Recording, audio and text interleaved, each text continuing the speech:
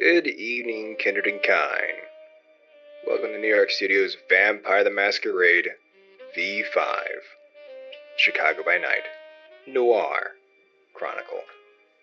Before we go into a brief recap, let's go around the table and introduce our kindred for tonight. The name is Gilbert Knox. Clan Ravnos. Seamus O'Donnell, the Learned Clan. Titus Friedman, Clan Gangrel. Ilona Vochta, Clan La Sombra. My name is Elijah Israel, or by my Twitch channel, Panoy Boy. I'll be your storyteller this evening. The first session, we got to introduce our kindred. Gilbert, Titus, were on a mission to procure some supplies for Elysium tomorrow night. Seamus was the muscle for the mission, and was in charge of protecting and ensuring that the shipment got there safely. Ilona, after selling a Hoover vacuum, met up with Felix, who was meeting a mysterious friend later that night at the docks. As fate had it, our kindred all convened at the same spot at the exact same time to see the events unfold of a rather violent shootout, with the blood wine secured and Felix's friend Beckett safely and sound with Ilona's coterie. That's where we're going to reconvene, with Ilona on her way to Riverview Amusement Park. Ilona, Yes. since it is the same night, you do not need to give me a rouse check for your hunger. As we rejoin Ilona, she's currently in a truck with her assistant, Felix, and Beckett, who is currently the form of a wolf laying down in the back of the truck. As you all start driving towards the park, it's a rather quiet night still. It's nowhere near as loud as it was previously. As you loom closer and closer to the amusement park, you can kind of see the lights from the show starting to dim down and close down for the night. As Charlie encroaches on to the entrance, give me a wits and awareness test, Ilona. I need a 1. Oh. Well, you're not Irwin, so should be fine. That's a 4. 4. Alright, you easily make out this shadowy figure that is currently waiting by the entrance. First, you take a double take because you are quite unsure that what you just saw was real. As you look again, you see 2 conjoined twins. They're joined at the stomach and fused. They have short brunette hair, matching brown eyes, fair-skinned.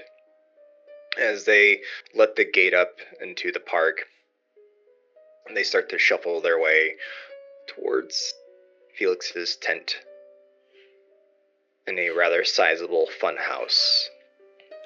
You've been here before to have meetings with Felix. He has quite a humble abode that is temporary here in the park. It's a mid-sized fun house. You know, it's filled with fun mirrors, some crossing bridges, nothing too elaborate. It's suitable for the time and age. As you hone in towards the red and white tent out front, you easily notice a set of twins. They're both female. They appear to be of Asian descent. Short black hair, matching green eyes. Though, The one thing that's a little offsetting about their features is that they're very elongated arms and legs. It almost appears monstrous. You don't question it. It always seemed like these poor individuals are just unfortunate and were born with some side effects. Well, we are here. That was a rather lively show at the docks. As Felix turns to you. Oh, my Felix, I never realized that you had such an admiration for twins around here. Oh, you can say that, these individuals, they're family. And would I have ever seen any of the sets of twins before? No, actually, you've never where they were performing. Unfortunately, their performance takes place while you and Felix are still asleep. They run the show themselves. The conjoined pair over there is quite interesting. When did you acquire them? Well, this lot was actually acquired when Beckett and I were over in Europe. I guess we could go into that once we get inside and settle down. I want to make sure Beckett's safe and sound, and the craziness is over. As Charlie pulls up, you can easily tell as his hand's shaking on the steering wheel, he's still kind of shucking up. He hasn't said a thing. Not one comment. His side of his brow is sweating. He looks pale as a ghost. As the vehicle comes to a stop, the lights turn off. See Charlie take one deep breath, somewhat relax. Lad, you're gonna be okay? I should be alright. It's just, not too used to seeing that kind of thing. Charlie, dear, would you like to stay in the car while we're meeting inside? If that's okay with you, I think I might go out and take a walk in the smoke. Of course, just be careful. You notice Charlie gets out of the vehicle and begins walking off into the distance. You see the red cherry of the cigarette being lit, a puff of smoke into the air, and he starts to vanish from vision. I apologize notice for Felix. Charlie Felix. He has quite the weak stomach, it appears. Perfectly fine. I don't think that's the kind of thing he probably sees on an everyday basis. And as Felix gets out, dons his top hat, walks over towards your side of the vehicle and opens the door for you. Thank you. Step out. As you step out of the vehicle, you feel the weight of the back end of the truck lift up as you notice a rather large wolf step out and onto the pavement. Well, are you going to stay like that all night? And you notice as Beckett begins to shift back into his kindred form. I'm quite sorry about that. I just want to make sure that, don't go unnoticed. Don't go noticed. Oh, what was that on the docks anyway? Do you all know what situation that was about? To be perfectly honest, I'm still confused as to why we were meeting there, so I have no idea about anything that's going on. I have no idea, Beckett. I'm severely sorry about that. I know. Oh, it's quite alright. It just must have been my luck. Well, I'm sorry, don't want to be rude. This way, as Felix begins walking towards the entrance to his tent. you notice that both the set of twins that were by the entrance make their step to the side. Do you follow? Yes. Alright. You notice that these two twins, they're currently donned in it looks like some sort of acrobatic gear, both wearing leotards. Must be what they wear during their acts. I hope everything's alright, Lane? Lee? How was the show? Oh, it was just fine. Yes, fine. You notice that they kind of somewhat speak in unison. Alright. As you all make your way into the tent, it's currently lit by several lanterns and candlelight. You're quickly greeted by two male individuals. They stand about 3 feet tall. They both have rather sizable heads that look rather large for the bodies that they currently have. They both have blue eyes and they appear to be balding. They're wearing long sleeve linen shirts with a button up and suspenders. Robert, Charles, how things been? Just fine. You weren't gone that long. Okay, it was just some things happened tonight, and I was just want to sure things are right here. No, everything's all right, boss. If you could all just give us some space, we have some things to discuss about. You got it. And they walk right off. You notice as they walk off, their heads kind of lean to the side from the sheer weight of it. What is their act, Felix? They are rather strong for their stature. They are feats of strength. You know, it's a shame that you don't do any of these shows at night. Sorry, come again?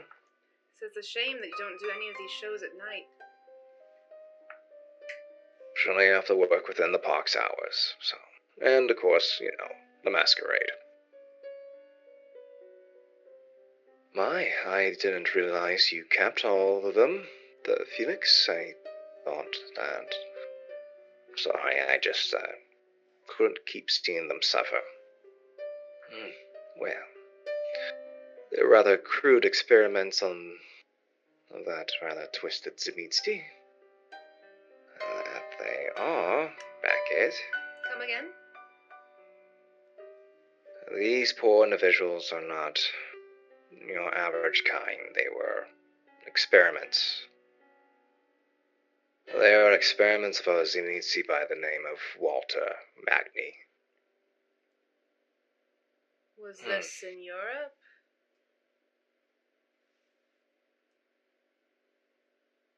It was something that Beckett was helping me look into. I belong to a rather particular order. Go on. I'm Well, curious. I enjoy a good story, Felix. That you do, Beckett. Alright, why don't we make ourselves comfortable? I'll get ourselves a drink. As he starts to lead the rest of you deeper into his haven, that is when we're going to pan back over to Gilbert, Jameis, and Titus, who are currently still waiting on the docks with their shipment of blood wine. Alright. So I believe that the three of you, when we last left off, you are currently loading up the crate and heading towards Ritzy's, correct? That's correct. Alright. Is there anything you would like to say or do before you get to Ritzy's? I'll tell you what, I'm never gonna get used to being too damn cold for this weather. Goddamn condensation always builds up on the face. I'll go ahead and wipe my brow from all the condensation that's building up in this Midwest humidity.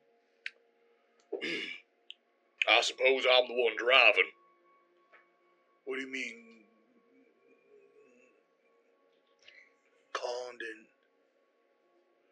What's that word you said? Condensation. It's, water. You know what it is. Why? You ever been? Why is you wet? You ever been in a cellar? Hot summer day, cellar wall starts to leak. Starts to build up all that water on the wall. That's condensation. Oh.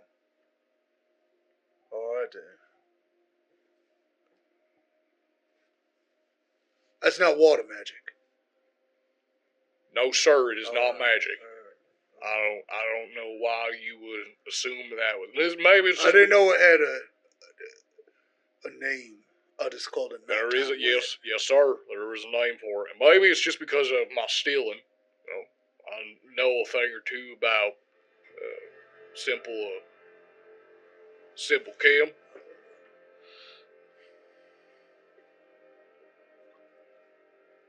This is all very fascinating. I would assume you are driving, right? Well, I brought my truck here, so I assume yes, that is true. I'm gonna drive. Alright. We don't have any more business here on the docks. I'd rather get going before any of law enforcement show up. We did make a bit of a scene. It's true.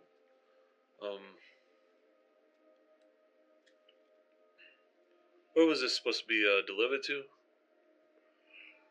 Oh, a small little club I happen to own. It's called Ritzy's. They are expecting it. That is correct, yes. Let's get on our way then. I'd like to see this job finished. I'm gonna go ahead and hop in my truck. You have your own way, or I'll follow him in the car. sounds good. Start up my truck. You gotta get in, Titus. Alright.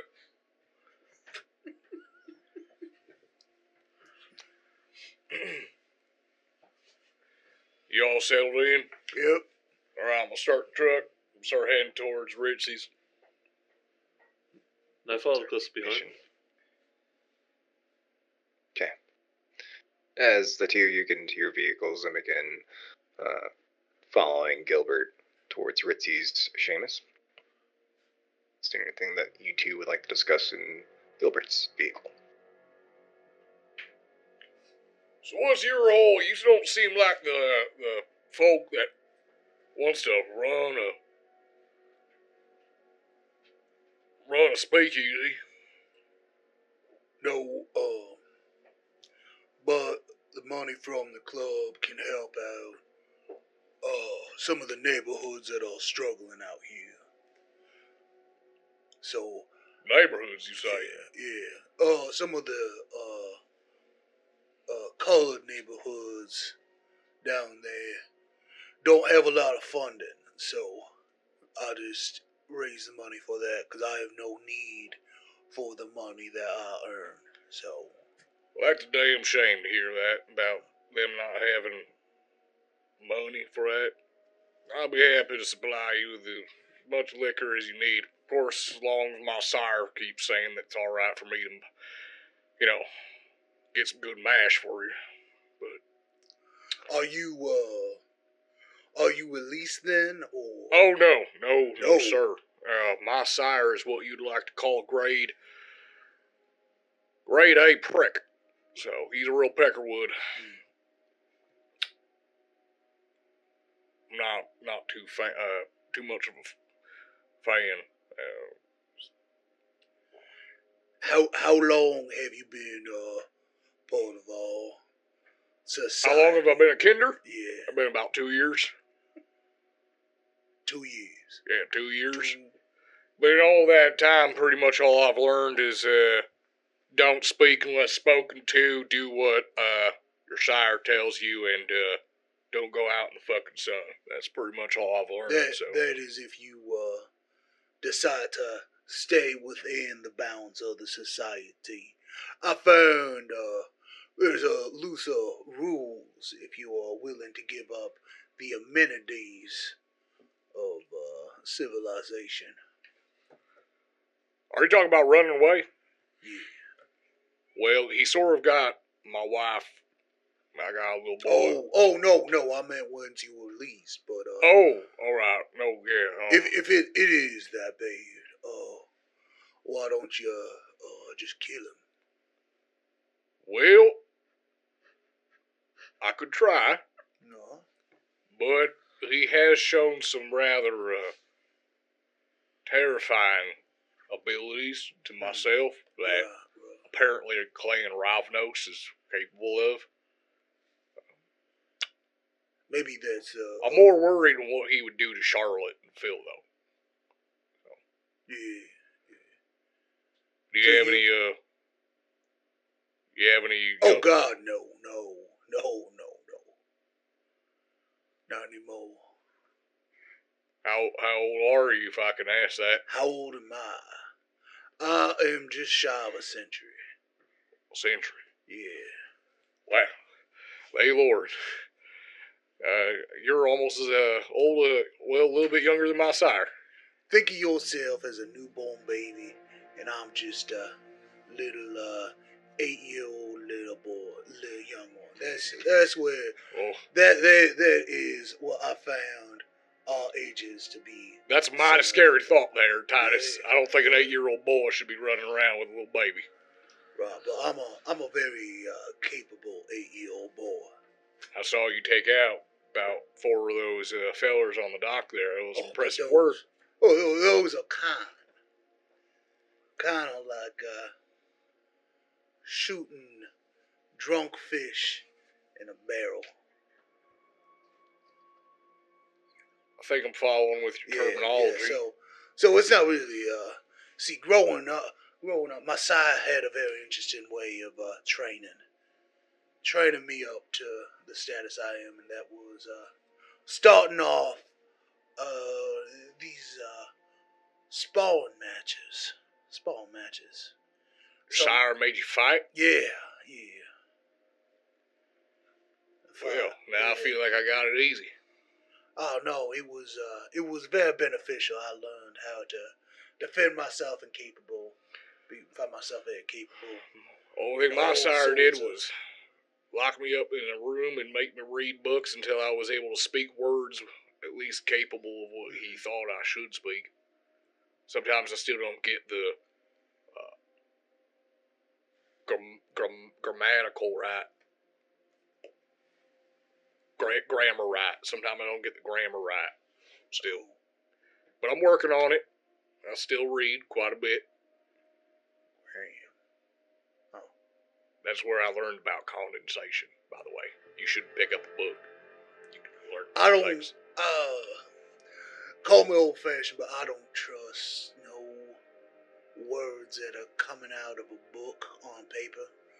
I like my words coming out of a live body or an undead body. Well, I guess that is one way to look at it, but I mean, there is the words of one book that you should listen to. What's that? That is the one book, they Lord.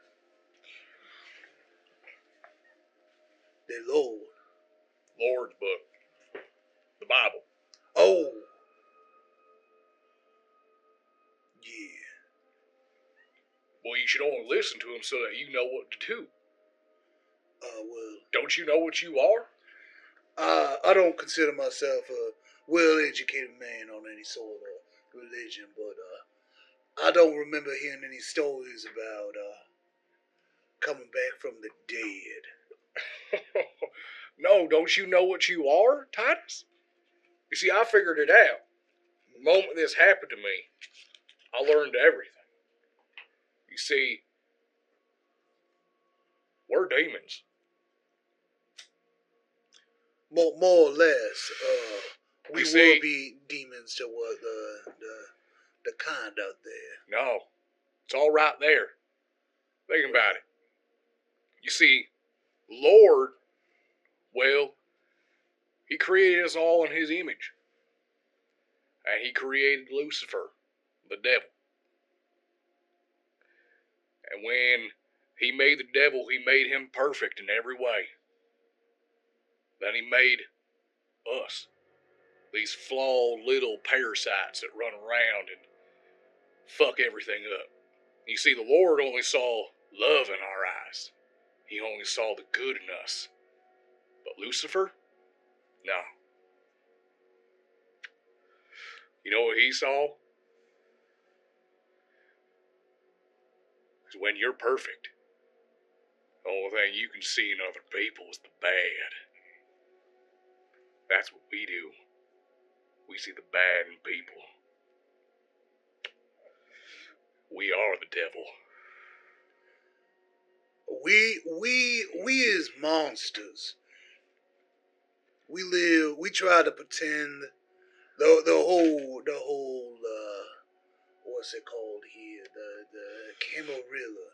All that is trying to, it's monsters pretending to be not monsters. Doesn't make any sense. We can call it whatever we want, but in the We're end, monsters, and we gotta fight to try to be the strongest monster out there.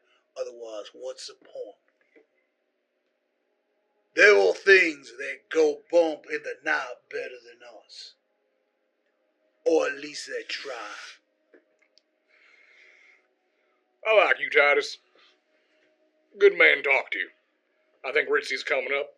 Also, that feller behind is driving mighty close. Yeah. I'll pull up to Ritzy's. Okay. As you two pull up to Ritzy's, Seamus, you come to a rather quaint building. It doesn't look like much. There isn't like a huge sign out front that says Ritzy's. You're pretty aware that most speakeasies, they guise themselves as basements of a hotel lobby or what have you. As the three of you get out of your vehicles, and the two of you get the truck closer to the docks to unload the crates of wine, that is when you three need to give me wits and awareness.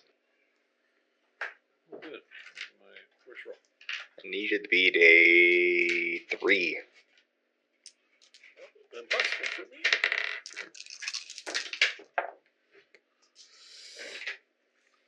I only got 2. I got 3. About You 0. got 3, Titus. I got 3. That's correct.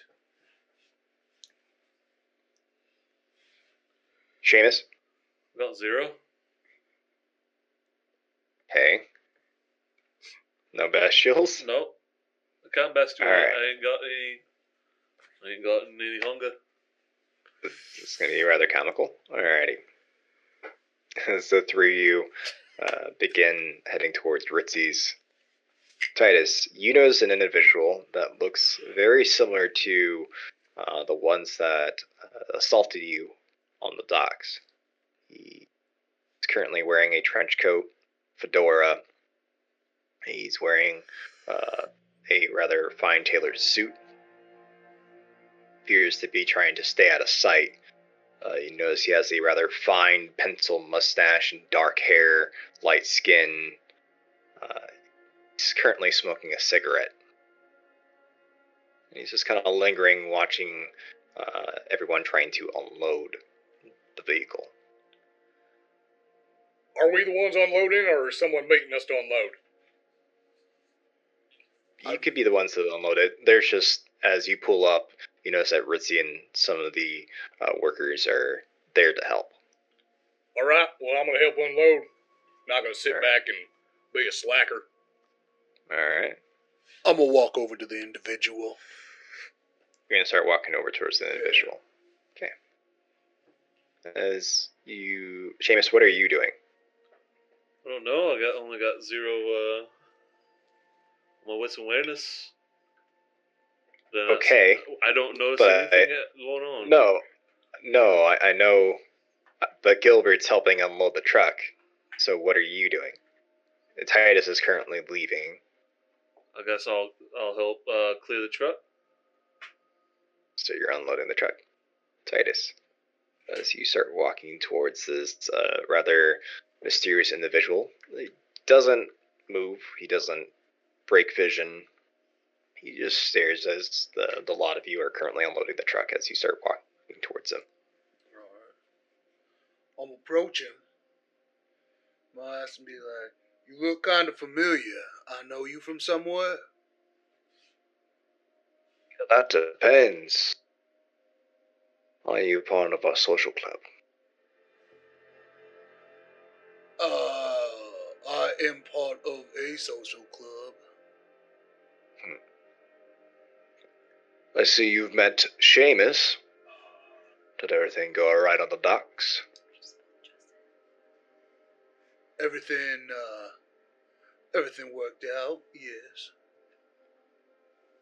He brings his fedora bill up, and you can see clearly into his brown eyes. Cigarette still lit. He flicks it onto the ground as it skids across the pavement. You notice holstered to his side is a firearm. Huh. So, no trouble at all, I hope. Oh, there were some hooligans who decided to get in our way, but they have been dispatched. Also, we ran into some other members of our society that I wouldn't say attacked, but played mind games with us. Mind games, you say? Yeah, but they didn't interrupt the mission, so I did not think it pertinent to pursue. Who are you, by the way? I'm telling you all this information, and yeah, I don't even know who you is. It's Brian. And that over there is, well, an associate of mine. I will admit, though, you are rather trusting with sensitive information. I tend to come off that way on things that are not threatening to me. Well, let me convene with Seamus and get a lowdown of what's happening in our city. I'm sure the prince would like to know. As you begin to observe him and as you're having this conversation, you can easily tell that he does have fangs. He's currently not breathing. He does appear to be a kindred. He starts walking towards the rest of the group. Seamus.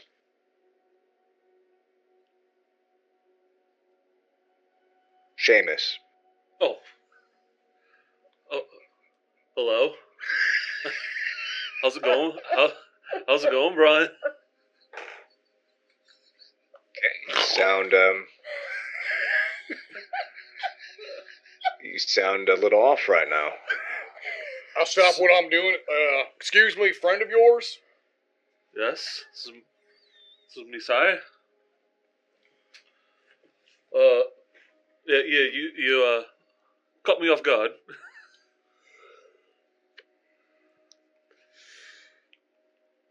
Well, the shipment's here. There were some problems at the docks.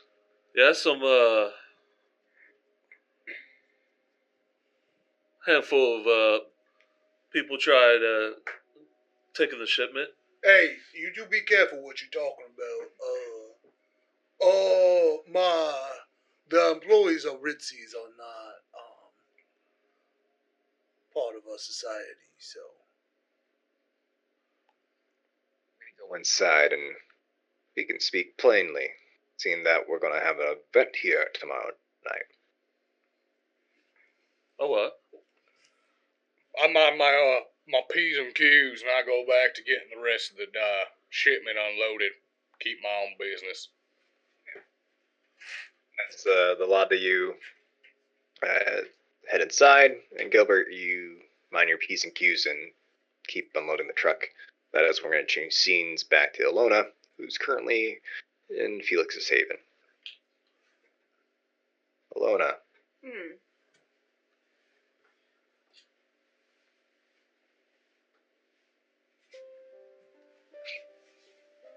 As Felix begins to lead you through the tent, eventually you find yourself back outside. He leads you to a rather elaborate, large wooden caravan. Has a green canopy on it. As he unlocks the door and leads you inside, it's rather cozy. There's a small, long couch, a small recliner. It's also lit by lantern light and candle light. You notice to the back of this caravan, there's a small desk with some papers scattered about it. Above it, small bookcase and several books lining it. Well, if you all would like to take a seat. He goes towards the back, and you hear the clink of glass hit each other. He shortly returns with a rather tall bottle. Appears to be wine in shape. As he begins to pour it from the bottle, you notice that he does some sort of somatic gesture as the cork begins to light and glow red. It begins to pour into the glasses. Would I have seen something like this before? If you've ever seen anything like this before, you've known of Clan Tremere.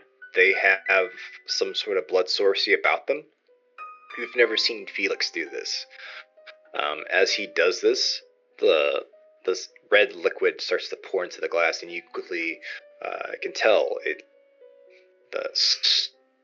comes across your nose, and as he hands you, yes, my dear? My Felix, what is this beautiful drink that you're offering me? Blood wine. We found some on our trip to Europe. Oh, yes, that was a rather interesting experience. I pick up a trick here or there. I met a sommelier while I was over in, well, Italy. I just want to dip my pinky into it and lick my finger. As you dip your pinky into it, you notice it is warm. It feels like it just came from a body. As you lick your finger, the sweet taste of vitae comes across your buds. That's quite good. You notice he pours Beckett a glass and Elf, and they all relax and take a seat. I'm sorry. What were we discussing again? Well, you were going to tell the story of our little adventure. Yes, that. Walter Magny. Well, Walter, it's been an anathema of my order for quite some time. Old Order of Knights, to say the least, Ilona. This order has been hunting this individual for quite some time. He's a member of the Sabbat. I'm fairly certain you're familiar. Am I?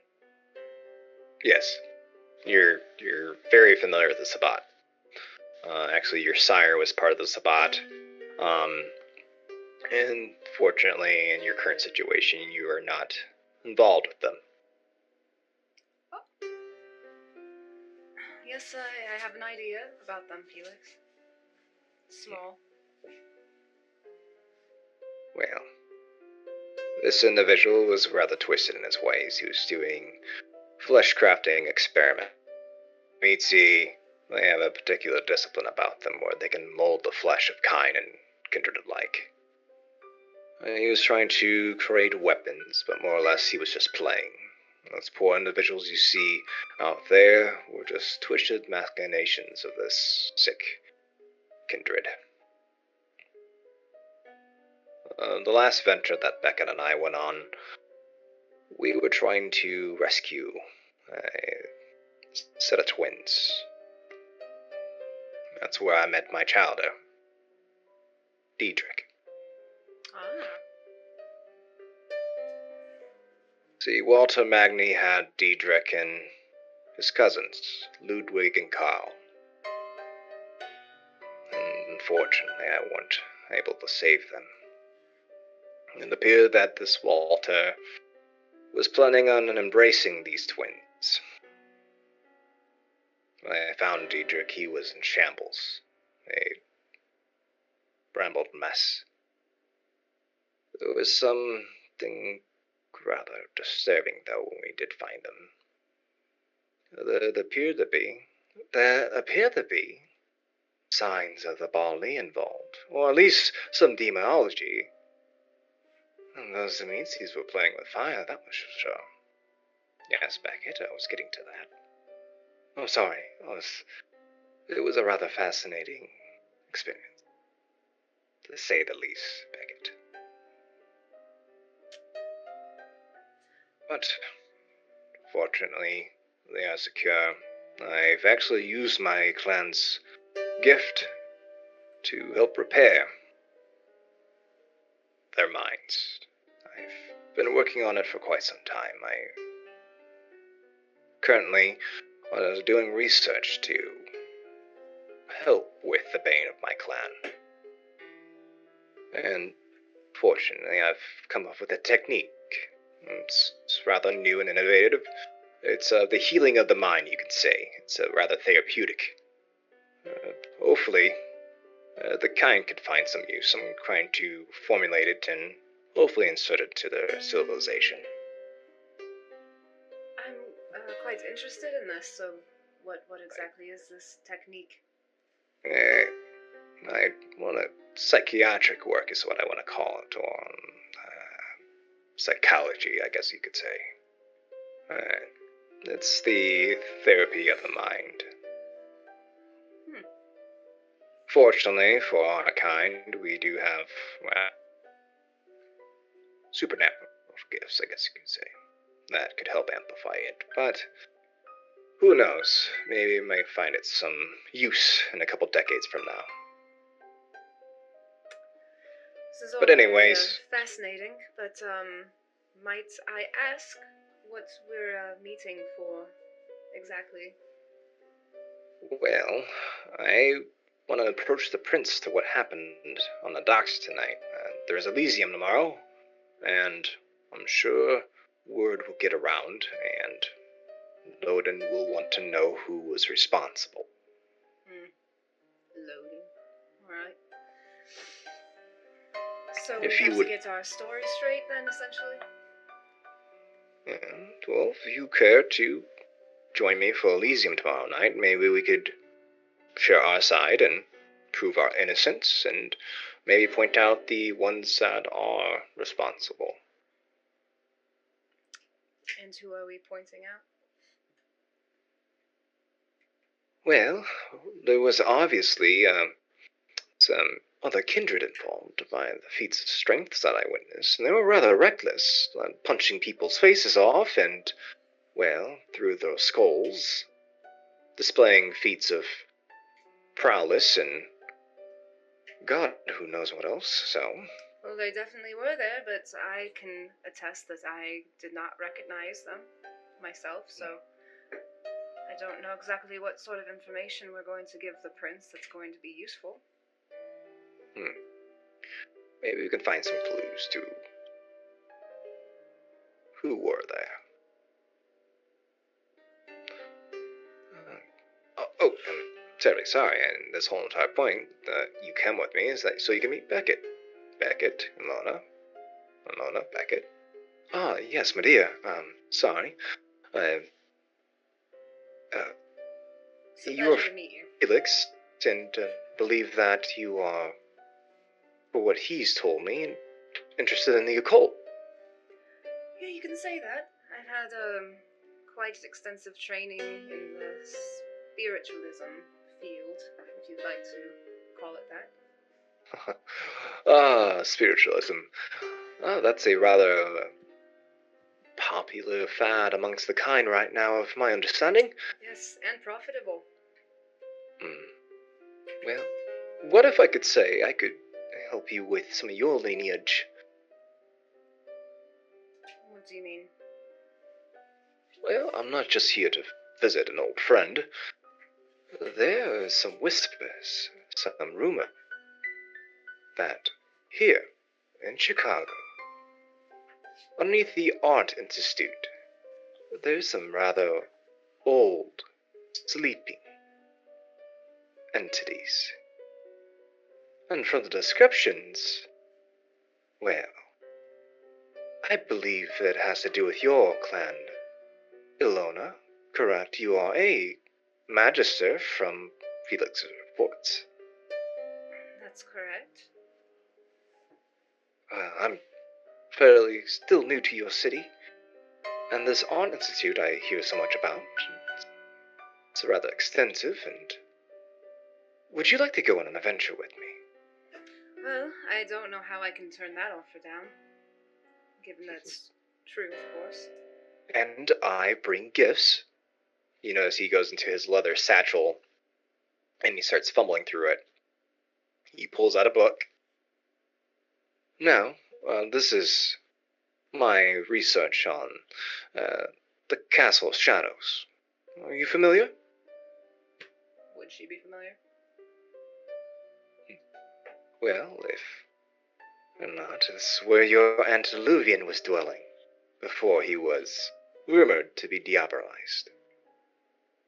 He hands it over. Take it.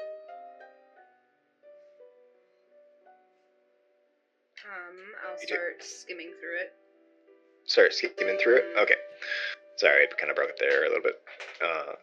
So you start skimming through it. You notice that it's a lot of cliff notes, a lot of notes here and there. Beckett's actually, if it is his artwork, he's a fairly talented artist. You notice that there's a etching of a rather ominous castle in the distance. Are these all your You notes? start. Oh, well, I tend to doodle here and there. Like, How can thick is the drift book? sometimes. How thick is the book? Mm. It's about 1.5 inches thick. Okay. So skimming through it, can I tell that he's a traveler? Yeah, you can easily tell he's a traveler. You start to notice that some of the dates within the book, it's a couple 100 years old. My, you've been around, haven't you? Well, you could say that. As you skim through it, you start to read different sections briefly. You come across of a section that the person who dwelled within the castle would keep mirrors within the castle. And the reason why he would keep mirrors was his own paranoia, that if there was someone trying to either assassinate him or encroach onto his haven, he could easily tell because the reflection would show. Okay. As you know, that your clan bane is that your reflection doesn't show in mirrors or any sort of photography. I'll close it. Okay. As you close it. Oh, well, it's getting rather early. Maybe we should turn in for the night. Well, I could show you to the guest rooms. Well, my fair dear, let's. Would you care to join me for a night out in Elysium? You know, this piques my interest. I'll join you. It should be a swell time. I expect nothing less from you, Felix. At least let me walk you to your car. Hopefully, your friend is in one piece. Hopefully he hasn't driven off. And I'll take his arm. Okay. As you take his arm, you begin walking out the caravan. Beckett tips his hat to you. So you start making your way through the tent. the one last thing that you notice as you leave his caravan, there's a couple pictures. There's a picture of a rather dirty blonde individual. He's rather handsome. He has two different colored eyes from the shades of the gray and white. Next to it, you notice a set of twins. From the photo, you can kind of tell is either they have blonde hair or rather really light colored hair. They're currently holding hands. They appear to be in school uniforms. Are these the only portraits in the area that we're in? There's actually several portraits. You notice that there appears to be these three individuals, but just different ages of the individuals.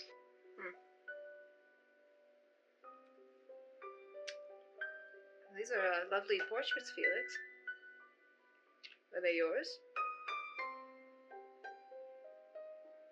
They actually were at the scene where we found Diedrich. Those were, I believe, confiscated from their families, from Walter. Interesting. I didn't know you had such a soft spot for the kind. Say I have a soft spot for the broken.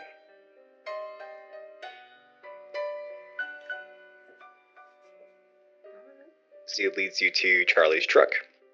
And you know that Charlie is leaning against the truck, smoking a cigarette, waiting for your return. Does he still look pretty shook up? He looks relaxed now. He looks like he's composed. He's ready to go. He's no longer shaking. His blush is returned. All right. So, are we ready to go back?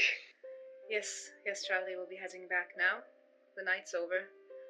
Thank you for the wonderful night out, Felix. Thank you for accompanying me. And I'll be seeing And I you look forward night. for tomorrow. And I'll get into the car. Okay. As you get into Charlie's truck and begin to take off, that is when we're going to pan back to Ritzy's. Alright. So, from my understanding, just Titus and Seamus went into Ritzy's, correct? With Brian? Or were you following after you got done loading up the vehicle, loading up the shipment, Gilbert? Yeah, after the truck would been unloaded, I would have headed along inside. Back inside Ritzy's. Alright. As the three of you make your way down to the speakeasy, you notice that majority of the crowd has dispersed. There's maybe 3 individuals that are currently still at the bar. 2 of them look just completely passed out and wasted. You notice that the barkeep is trying to wake them up and shoo them out of the speakeasy. The other individual is, if not on his way to passing out, or stumbling down and falling onto the ground. Brian begins heading towards the back of the speakeasy, finding a set of chairs at a table that's towards the back. Alright, well, spill the beans. What happened tonight? Well, a couple of men, or I would say more of a handful of men, tried taking the shipment. We stopped them. They were dealt with. So what'd you do about these men? Well, they, We killed most of them. You killed most of them? Yes, that's correct, sir. How many of them did you kill?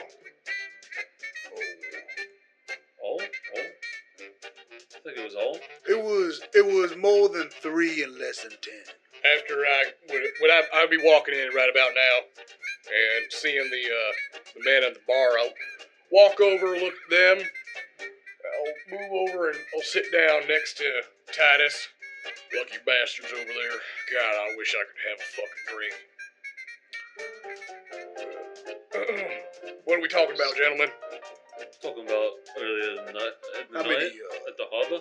how many graves we filled tonight? Oh, I know I at least shot 2 of them. Didn't get out of there alive. They were coming out of the wood. Those seemed like just wave after wave. I tackled a handful to the ground. Removed one gentleman's head. Yeah, the 2 of you really didn't show any lax on your use of force. Yeah. Well, I kind of forgot how delicate they are. Well, that's why I used a firearm. You know, that way try to make it look like one of them gang hits. What do you mean? I just single-handedly brought forth an urban legend upon the city of a strong, dark-skinned complexion fella that So a I liked what superhuman strength. he said. He used a gun to make it look like other kind Yeah, attacked them. right. By how much force how did you remove his head? I would say about 30%. Well, yeah, you knocked his dome clean off, and then you punched that fella in the back of his head and smashed through his face. It was definitely a Closed casket, that one will be. I believe most of those would be closed cases. After that happened, I'm pretty sure the rest of them ran in absolute fear. Yeah. So, mission accomplished. So you put a few of them to sleep, Yeah. and then some of them escaped. That's right. But the main focus that you're not pulling away from here, I feel like there's some judgment coming from you. Is this something you'd like to say to me? Well, hopefully this doesn't circulate back to Loden, because that's almost a clear sign of the Masquerade being breached. What Masquerade being breached? I didn't take on any animal form. I didn't drink Well, any... I'm sure hell gonna think a bear got to him. Yeah. I didn't have to break out my bear form, though. Oh, you can actually do that. You can turn into a Oh yeah, bear. Yeah, big old one. Okay. Creature. Well, if that's the case, then I guess I should probably pack up my stuff and get the fuck out of Chicago. Then I don't really feel like getting burned alive. They ain't gonna burn us alive. Well, it sounds like from what No, I heard no, about no. this loading All fella. they gonna hear is that some fellas got real bad beat up. And I mean, Just think of it from this side. They're gonna feel bad about fucking up a job, and they're gonna make some fantastical beasts sound like they were just completely wiped out. No one's gonna believe them. We don't want the kind fabricating fantastical beasts. We want them to think that they're just them. no, that what they're gonna tell is there was a strong man who was punching holes in people. And that's completely within the bounds of reality. No Masquerade was broke. The precious Masquerade. They tried driving me out of one city for it. Alright. So this is a repeating problem then. One man's problem is another man's solution. I came up with a solution. Okay. Well, for some reason, tomorrow, if he decides to blow up about this, I'll try to deflect the heat off of him. No, if Off of Loden you all. has a problem with the way I handle the situation, I will talk to Loden myself. I would not do that. I would have your sire speak for you, or someone You of higher find my status. side. You let me know, because I haven't found it. And out of curiosity, do I know is John still in New Orleans or is he in Chicago? I'm quite sure where John is most of the time. He's rather aloof and mysterious. Right. That sounds like John. All right. Well, I can't have my sire talk for me, and I'm also not I mean, I introduced myself to Loden, but I'm a nobody. I mean, swatting me is gonna be like killing a bug for him, so I might as well just maybe head out to the woods for a bit and just lie low. You said woods? Right, I have built myself a cabin. A lot of wooded areas, though. Well, it's south of Chicago, Is it spitting distance? a little ways out. Is it what? The spitting distance. Oh, yeah. We be able to make it. I might travel with you. Yeah, the I'm cabin sick of this. cabin itself is just well, that's just where I make my shine. Oh no, I can get underneath the ground. All right, As far as a haven. that's fine. I sleep in the cave nearby. Oh, okay. You ain't afraid no travelers going in there and Well, unless they're going to be moving more than half a mile into the earth, with lights in the middle of the night. I mean, I don't think anyone would do that. But if they did, they'd have one hell of a surprise. I guess. Well, Seamus, you're gonna be there at Elysium. And I believe Titus, right? Well, it's happening here at Ritzy, so I figured I would at least make an appearance. I've never seen one of these before here in Chicago, so Pretty sure your Primogen, Naga's expecting you there. So. that's correct, yeah. As for... Sorry, Philo, what was your name again? Oh, pardon me. My name's Gilbert Knox. Gilbert. Well, maybe I can deflect some of the heat off of y'all. I am the sheriff after all, so... Well, I'd be much obliged. See what I can do. I appreciate that, though I still don't see what went wrong. Well, it's getting rather early for me. I'm gonna turn in for tonight. But luckily we got the shipment. Oh, Seamus, Yes? did you convene with the River King? Did I? Or will I? Did you? I did not. Was I supposed to? So you just took the shipment and left? Well, it's almost like you had an objective, dude. You didn't do it. It's kind of hit in the moment, I would say. No one told me. You know, I could go back. No one told me of a king of the river. I was also not aware of this individual. I didn't think that was a river there. I thought it was a big old lake. I'm gonna be honest, I could have sworn I wasn't aware of it either, but I can go back and talk to him if it's required. Oh, you think he was one of the fellas that we Nah, I doubt it. Let's not worry about that right now. How about we turn in for the night, and we discuss it tomorrow at Elysium? How does that sound? I'd be partial to that. Sounds about right. Well, I'll see you two at Elysium tomorrow. Gilbert, it was a pleasure to meet you. You know, as he gets up, he tips his hat to a lot of you. Well, see you tomorrow. Boy. As your sire leaves, it's just the three of you now. So this wooded area you talking about, there's lots of wildlife out there. Oh, sure, yeah. Oh man. Not too many folk will gonna move through it. Get some people going through trails and things like that. Yeah. All right. Well, you okay, Seamus? I'm fine. Just, can't believe I forgot such an important part of my job tonight.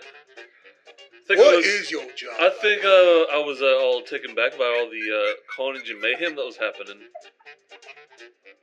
Well, I mean, carnage and mayhem is sort of what we do. True. Were you hungry? Well, Was that why you were forgetting because you were hungry? Maybe I was. Not bad excuse. No, not really. Sounds like you've been slacking on your duties. Well, I honestly thought you were there to just make sure nothing happened during the shipment. I didn't even know you were gonna come back to Ritzy's with us, but you're not too bad to have around. I don't mind your company. well, thank you, Titus. Appreciate that. So it is getting kind of early though. Sure is. Yeah, I plan on making it back to my cabin. Probably leave here, head out there. I don't think I'm gonna be going to the Elysium. I don't know if that'd be a good idea for me. Why not? Well, it already sounds like Loden can only be mad at a few individuals, and I'm not from the city. I'd be the best chicken to put on the chopping block. Have you not introduced yourself to him? Well, I have. Seems like a rightful up righteous prick.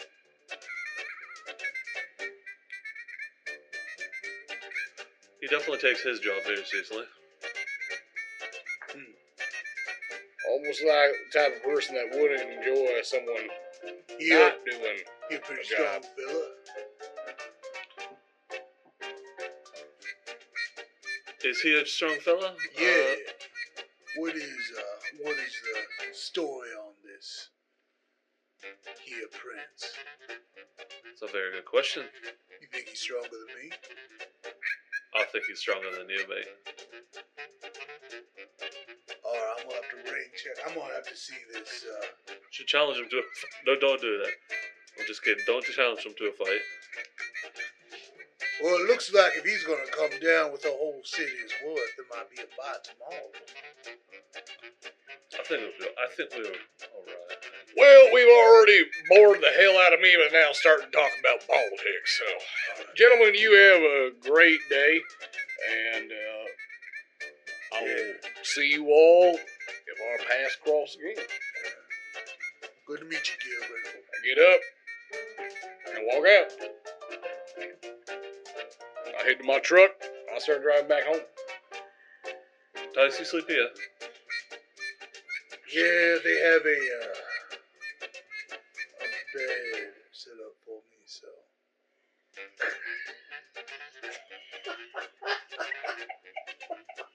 It's wonderful to hear. I am gonna go back to my residence. You have a good morning, good day. I'll see you tomorrow. As to you. Okay.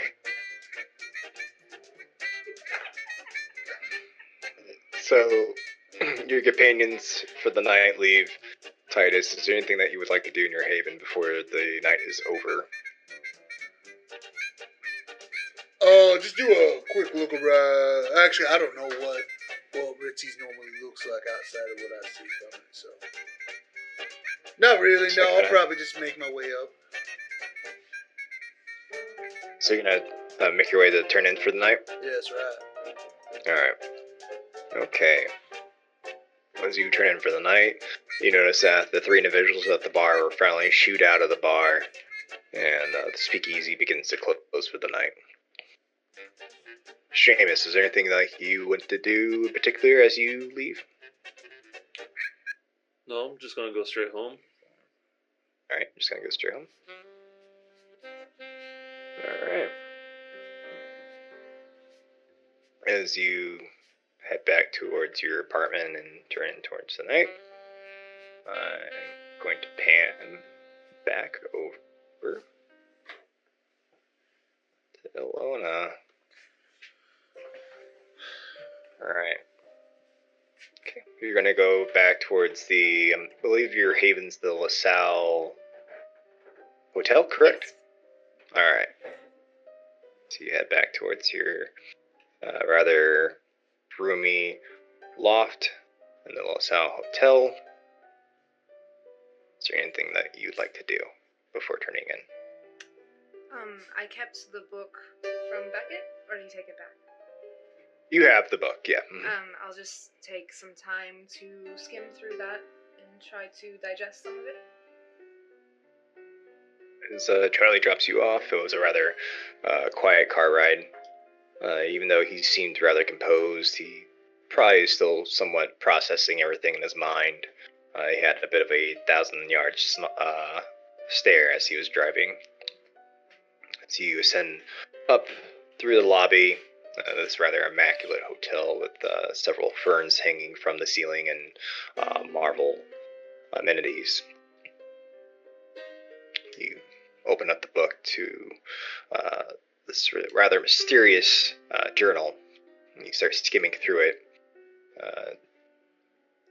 You start to read a passage about this individual heading out into the ocean and would just walk amongst the seabed and would go on these rather long pilgrimages and wouldn't return until years later.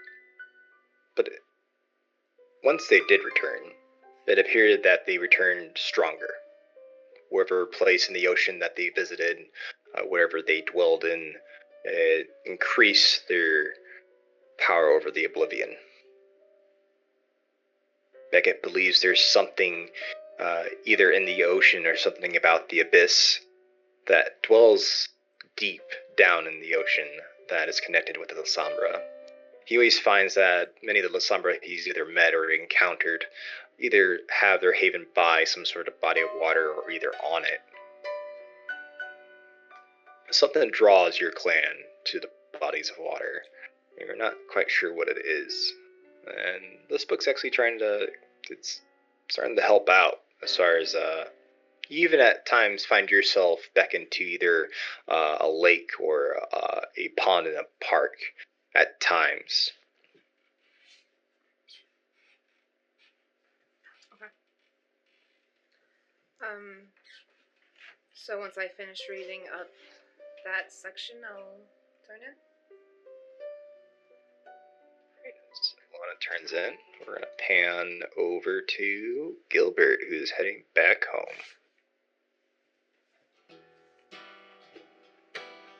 Gilbert, you head into the forest on the outskirts of Chicago, and you are looking to turn in for the night. Was there anything you would like to do before the night's over? Yeah, when I get there, I'm gonna go ahead and pull out my mountain man knife. I'm gonna go ahead and sharpen it for a little bit. Make sure, check the weight on it, see if it's balanced. And I'm also gonna go ahead and grab my bow and arrow. And I want to ask a question out of game here. What skill would you use to use a bow and arrow or a ranged throwing knife, since it's not really a listed thing? So, as far as bow and arrow goes, like a ranged throwing knife would be melee still. It'd be dex and melee for that. As far as a bow goes, I'd probably either list it. I would probably technically list it underneath firearms, because crossbows, I believe, are underneath the firearm stat block. Alright. I was just curious to know for stat reasons. Yeah. Okay. Yeah, so I'm going to go ahead and do that. I'm going to check my skill, check up on my mash. Then I'm going to go ahead and check the perimeter, make sure no one has been tampering or messing around. Why don't you go ahead and give me an investigation check? We can either do intelligence and investigation, or you could do a wits and awareness, whatever's the highest pull for you. Alrighty, that was wits and awareness.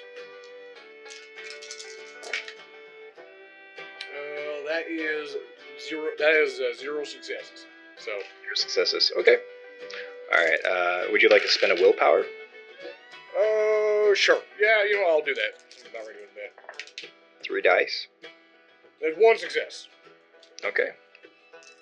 As you start scanning the perimeter around your haven and your domain, you hear the rattle of what sounds like, it almost sounds like bone hitting against each other.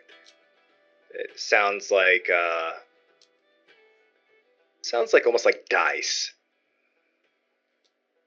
As you hear this rattle, it's rather familiar to you. It almost sounds like your sire's around. You know, your sire has this bracelet he keeps. It's almost like a rosary. It comes down to his palm and he plays with it. It's a bracelet made out of bone that he's carved into dice. And whenever you hear that sound, you think he's around.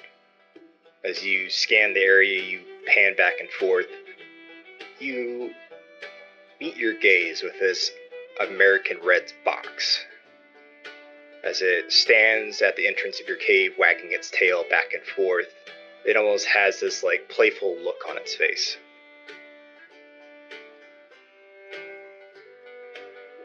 I'm gonna walk over to it. Does it look like it's skittish? No, it actually doesn't move at all. As you get closer and closer, you notice that it runs off into the cave. And as it does, you begin to hear footsteps leaving the cave. As you are quickly greeted by your sire. He appeared to be wearing a rather long leather black, he likes to wear this old pirate long coat. Underneath is a white linen shirt buttoned up. To his right hand, you see that dangling bracelet of his. He's wearing slacks that are tucked into these long boots.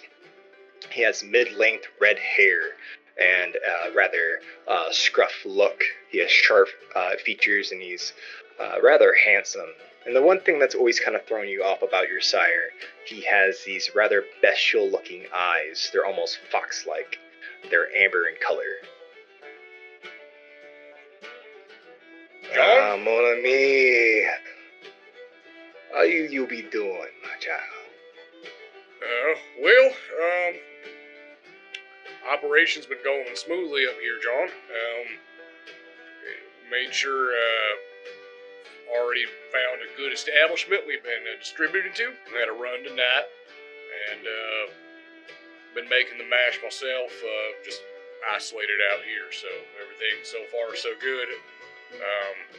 Tomorrow, there's an Elysium. I wasn't gonna go. I was trying to do what you said and just, lie low. On the other hand there, child, I would like you to go. This will please John. I also hear that your grandpappy be in town, yeah? If... Pardon me? Your grandpappy, River King.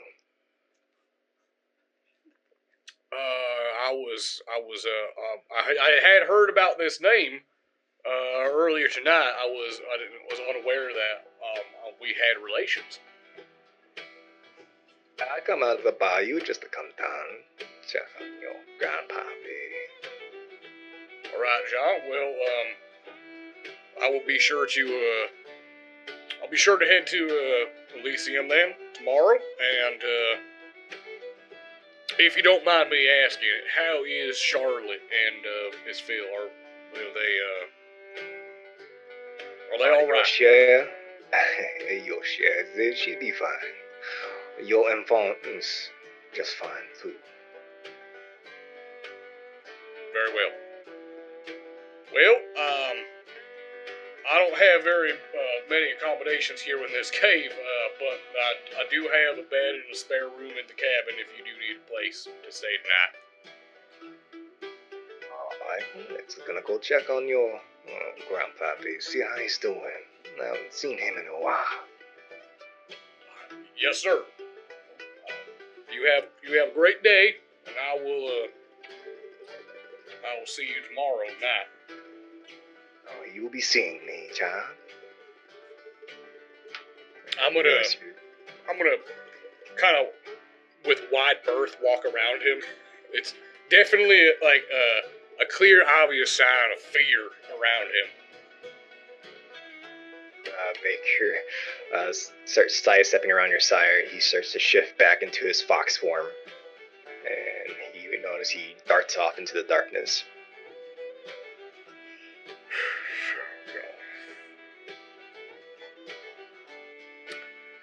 Hey Lord.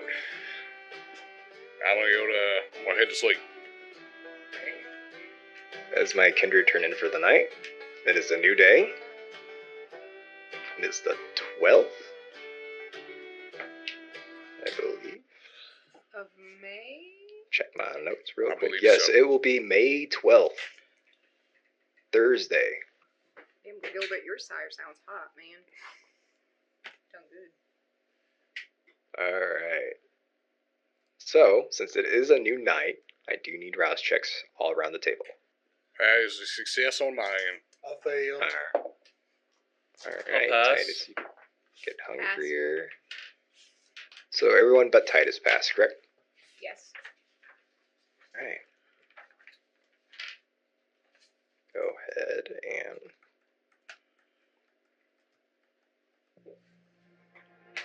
Why don't we go ahead and start with Seamus for the night. Seamus, Yes. you awaken your abode. Your abode with the one room, a bed, a bathroom, a driveway, some windows. Sounds about right. Alright, so you awaken your apartment. Yes. Is there anything you would like to do? Any nightly rituals that you would like to do before you start your night?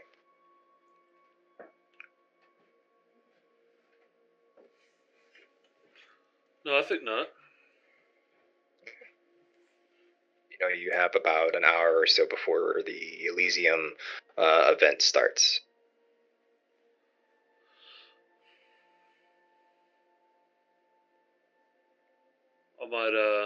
I might leave a little early. Oh, so you're gonna go to Elysium early? I might patrol a little bit, maybe. But, yeah, I'm gonna arrive a little early. Okay, so you're gonna arrive a little early. Yeah. I'm assuming you're taking your vehicle towards Ritzy's. I am. Alright. Take your vehicle towards Ritzy's. You promptly arrive relatively early. Early enough that you notice that a lot of the kind that attend this establishment are actually being turned away at the door. A lot of crowds are being sent off displeased.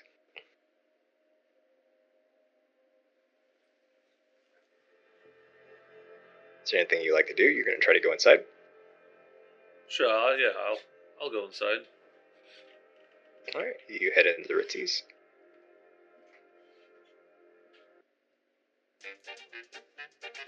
You set in the Ritzy's. You are quickly greeted by a rather large door. The eye slot slides open. Can I help you? Here for a social get together. You notice the pair of eyes that you were met with. The skin is rather pale. It almost looks flaky. It looks almost burnt.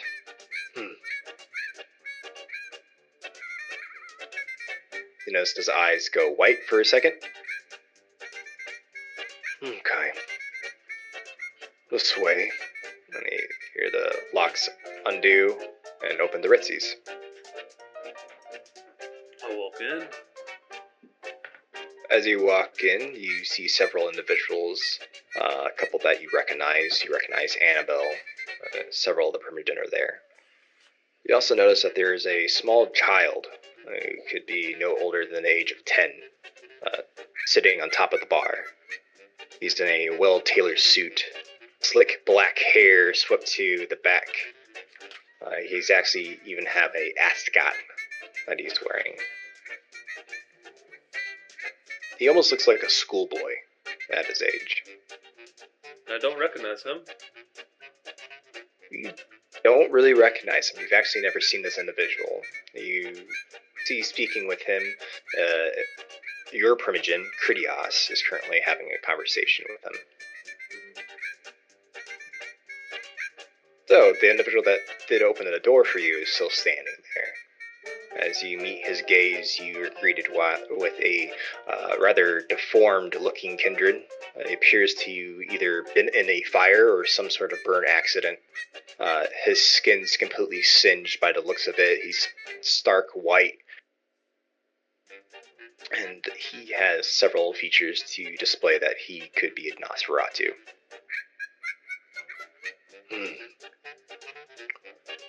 Sorry, what was your name?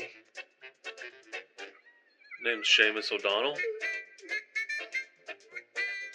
I'm your primogen, Clan Nosferatu. Khalid.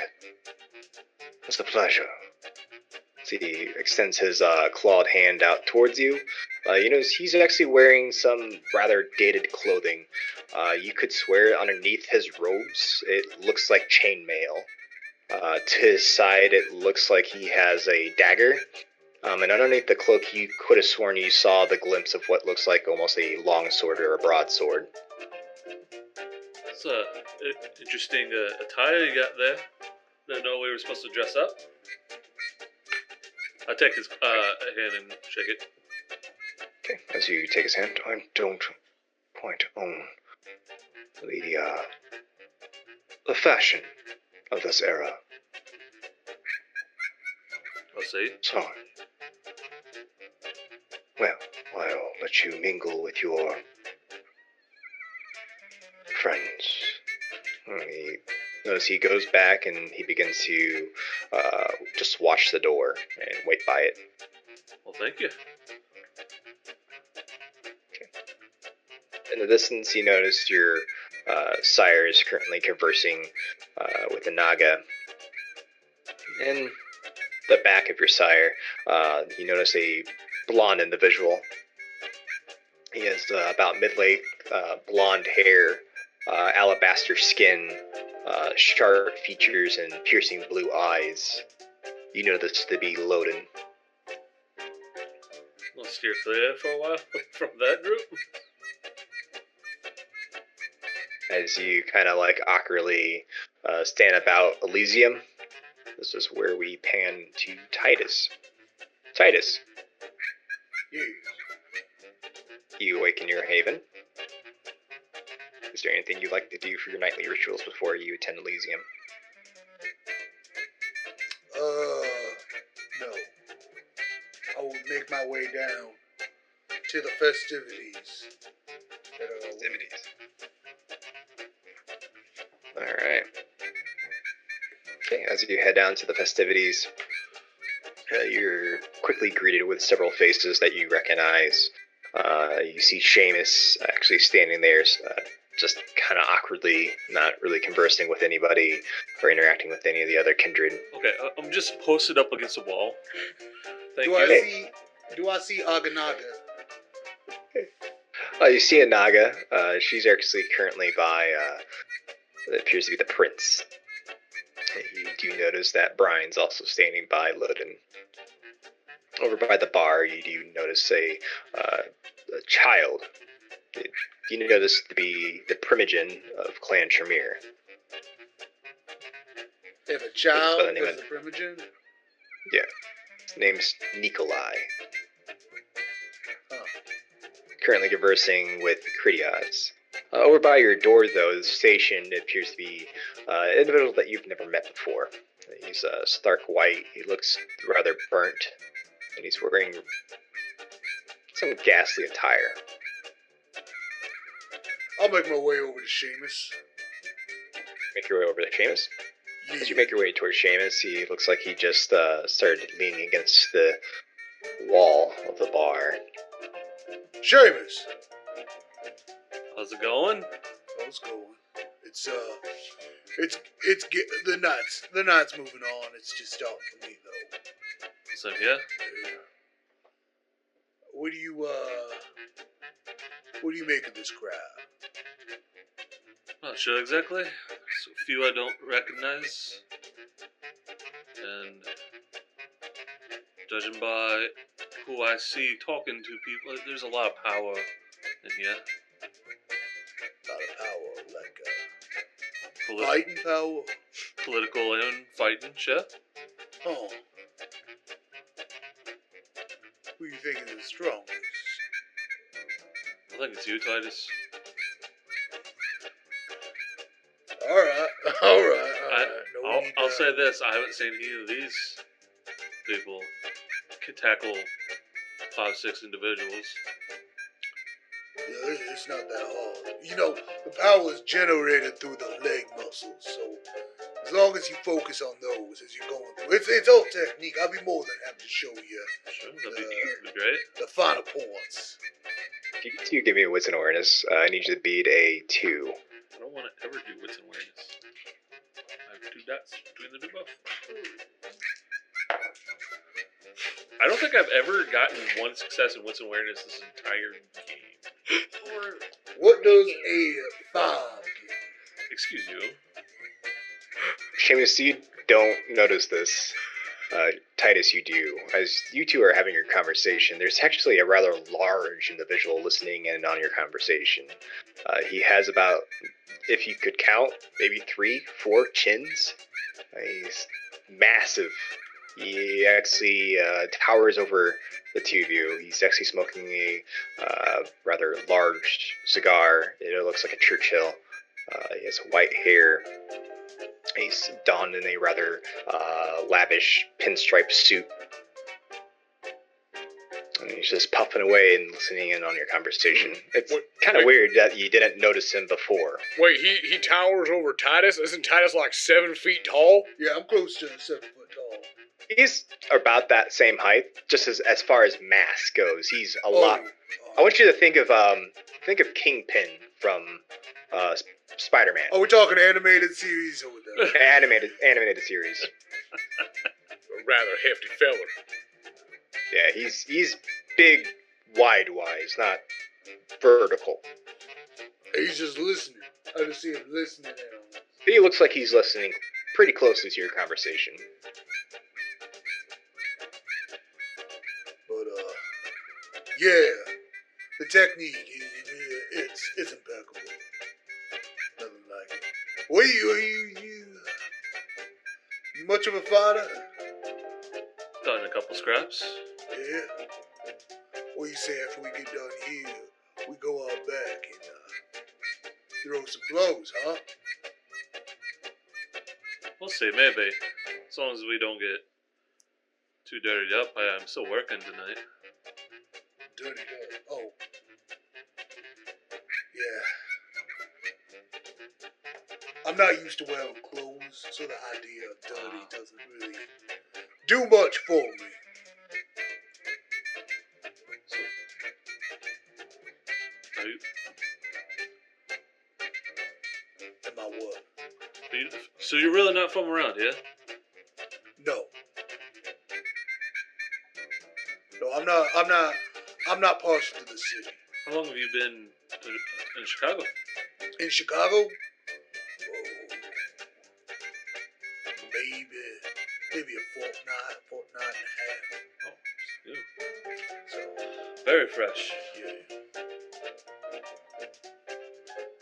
Well, you born here? I was. Yeah. Been here all my life.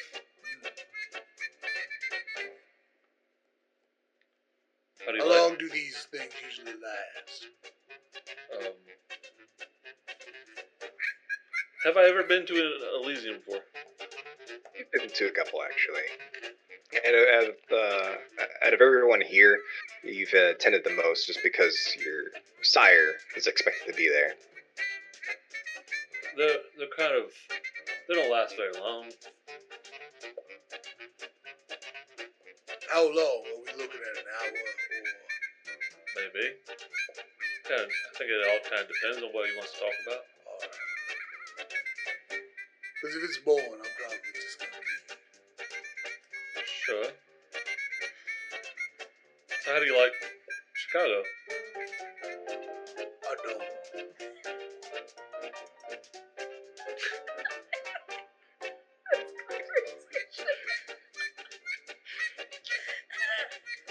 How you like Chicago?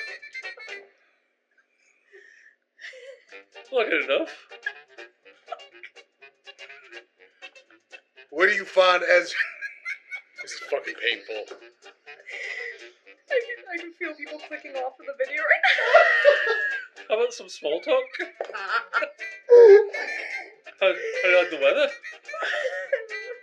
Fuck the weather. Oh, man. No. I'm only in the city until smoke clears off or if I find another job to do. You know, I don't like being cooped up all the time. The only reason why I had the club is to have a resource for the money I make. Really, I just enjoy going out and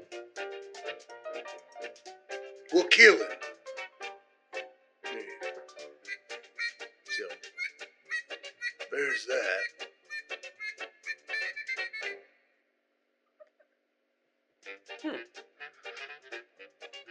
Yep. Our two kindred continue to. Thank I'm you. gonna walk. Thank you for the love of God for breaking that up. You just slipped into Alistair there. We are going to pan over to Ilona. Ilona, you awaken your haven. Alright. What would you like to do to start your night off? I don't know anymore. You gave me nothing to feed off of. Alright.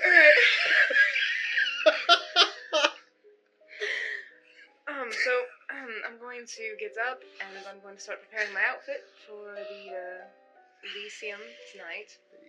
Would this be would I have attended one before? You've attended in the past just to see what it was about, but other than that, like, it's never really phased you to be involved in kindred politics or affairs. You keep your distance. You come when you're called upon, if there's court of some sort. But other than that, you don't attend regularly. This Elysium business is rather new to the city, and it's still rather fresh for a lot of kindred. Not a lot of them are used to regularly attending Elysium and socializing amongst their kind like this. Alright. Then I will get ready, and I'm going to check my mail also for anything important. You check your mails. No, nothing outstanding other than the usual letters from Charlie with information on clients. Okay. Then I will wait for Felix to show up.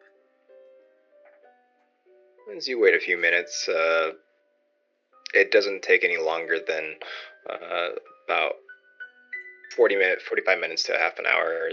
Felix shows up. You hear a knock at the door. I'll answer. As you answer, you are quickly greeted by Felix. He actually doesn't have his top hat on or his tailcoat. He's actually dressed in a rather nice suit. His hair swept back, and he appears to be holding some sort of cane. Oh my, Felix, you're looking dashing tonight.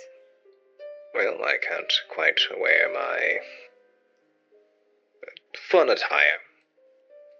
Well, it's a good look for you. Thank you. You look ravishing tonight.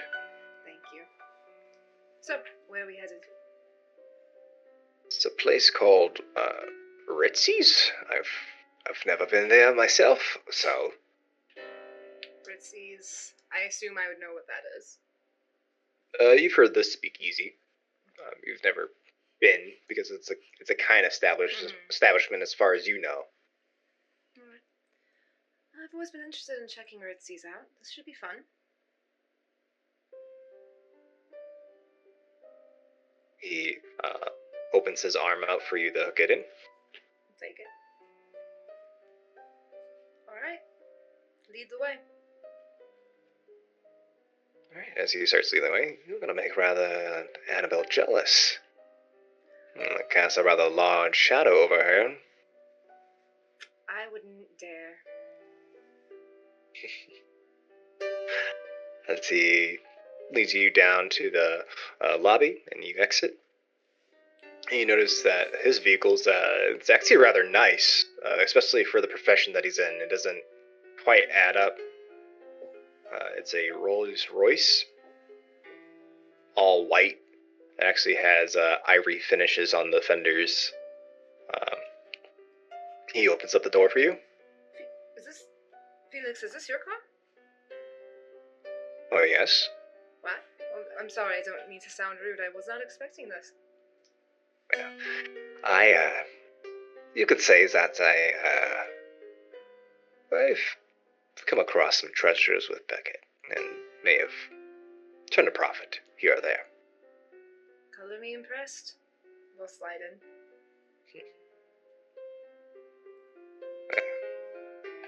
As the two of you begin driving towards Elysium.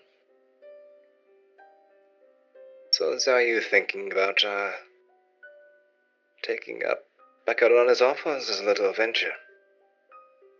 Oh, most definitely. I'm going to take him up on that. I'm very curious. It's rather ominous. I've never heard of anything coming from the Art Institute. That of the supernatural kind. Well, I'm going to be quite honest with you, Felix. I don't think anything is going to come out of it, but I find Beckett very interesting.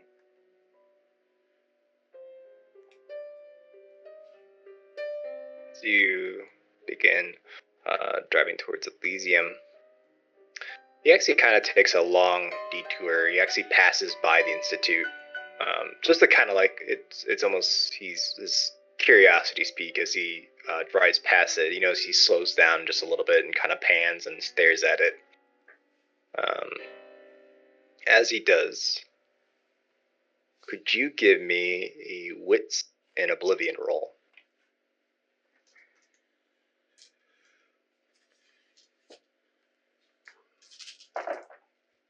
That is 1, 2, 3, 4. 4. 4. As this happens, he kind of takes his time. It almost like time stops for you. Everything begins to kind of go slowly, to say the least. As this does, you begin to hear whispers loudly in your ears. You begin to hear,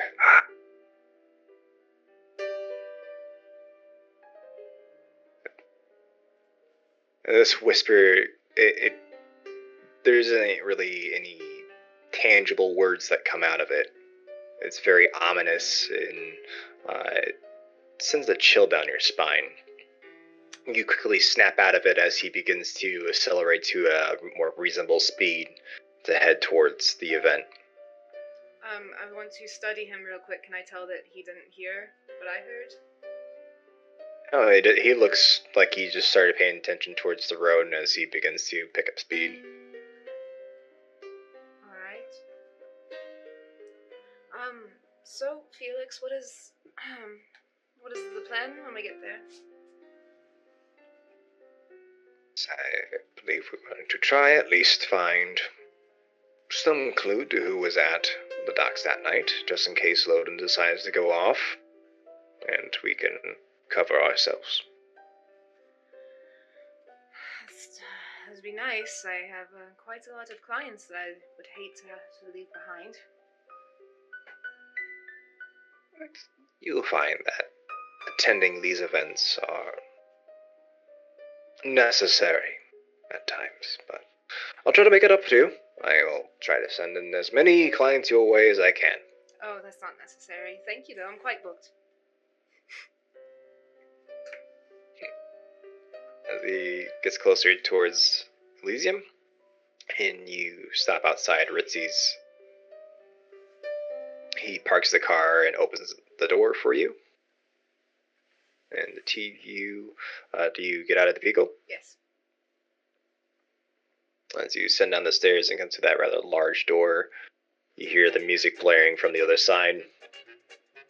And the slit to the door opens again, and you see these rather pale eyes with stark white skin.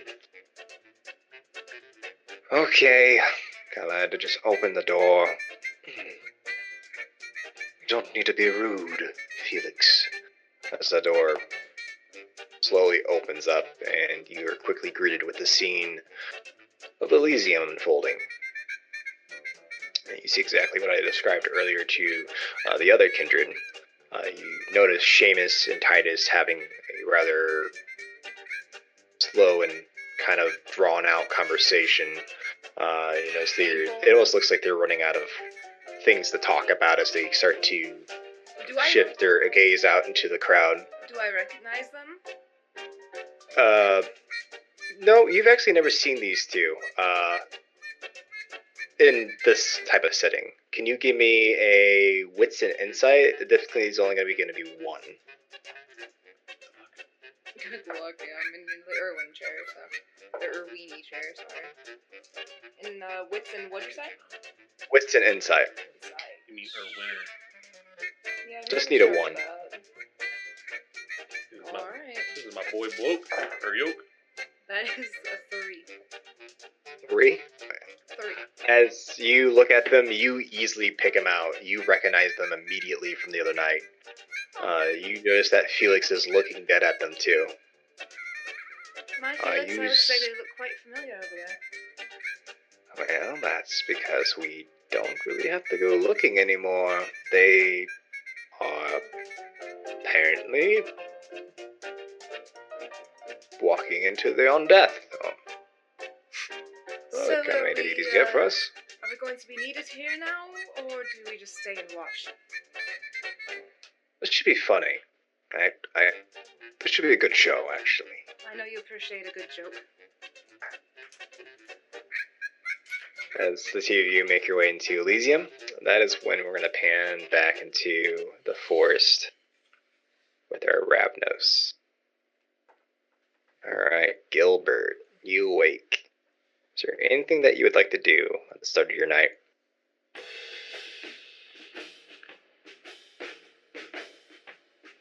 No, I don't think so. I'm gonna go ahead and get ready.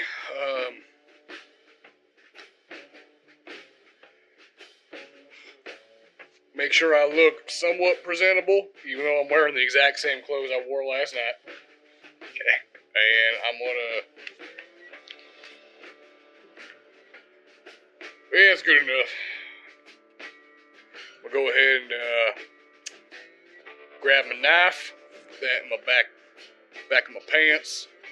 Then we'll make sure I throw some more ammunition in the back of my truck. And I'm going to head to Ritzy's. Expect to see John, and when I do, I'm just going to keep reciting this. Yes, sir.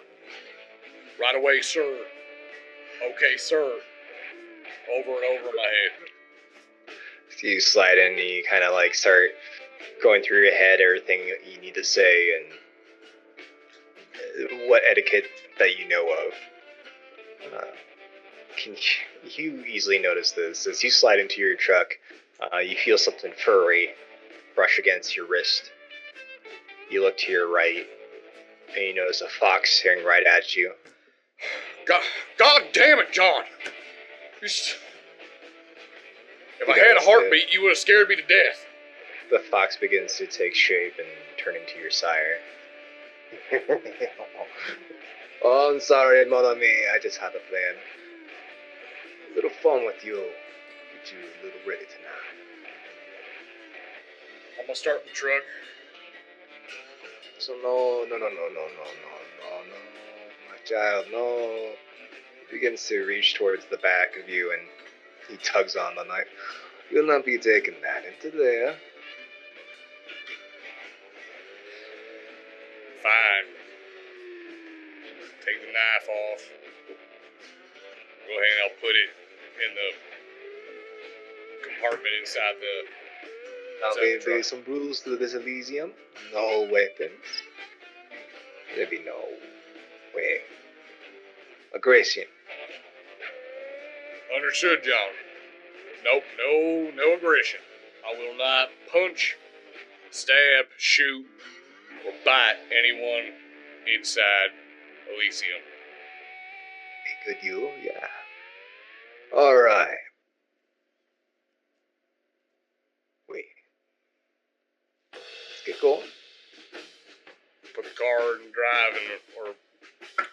can shift gears and start going. You know, you really impressed your grandpappy the other night. Yeah.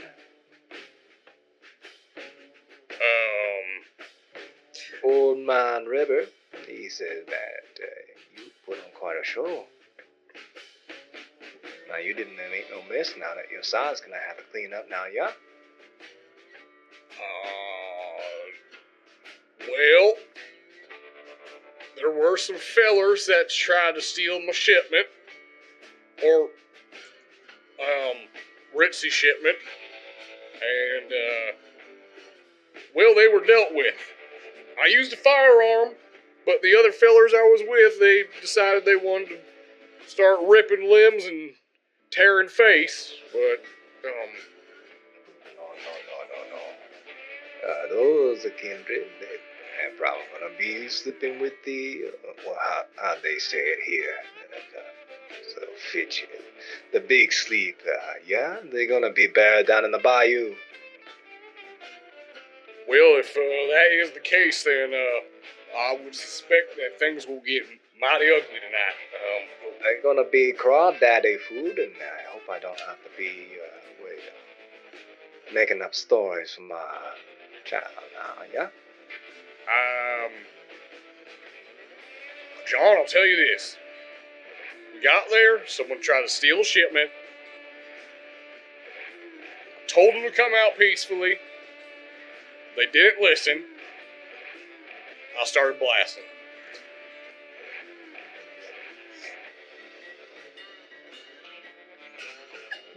Well, let's see what this Lodi has to say about this. And John, just between you and me, the amount of times I've been in Chicago, or the time I've been here, the gangs are shooting each other every night. I mean, gunfire is a normal kind of activity here. So it'd be like the cowboy, yeah? Like a rancher. Very much like a rancher. All right. Well, it's probably gonna help that you're gonna be introducing your side tonight. John, I'm gonna apologize. Sometimes I can't understand what the fuck you're saying. Your accent is very thick. Who's gonna be introducing your side tonight?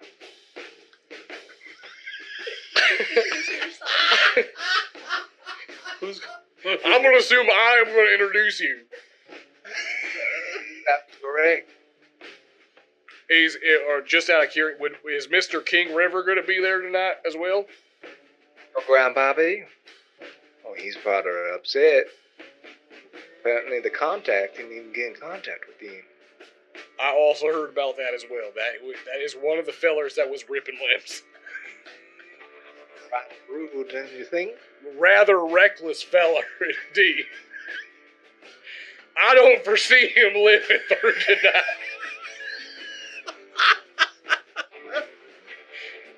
Tell you one thing you don't do, yeah? You don't cross the River King. The River King. That is the first time I've heard that, so yes, you don't do that. Absolutely, John. Wait. I bet you picked up some bottles that night, yeah? Yes, sir. Picked up quite a few shipments of them. You know what's in those bottles, yeah? I believe it is a relatively fine-tasting beverage for our kind. Also be the people that crush your grandpappy.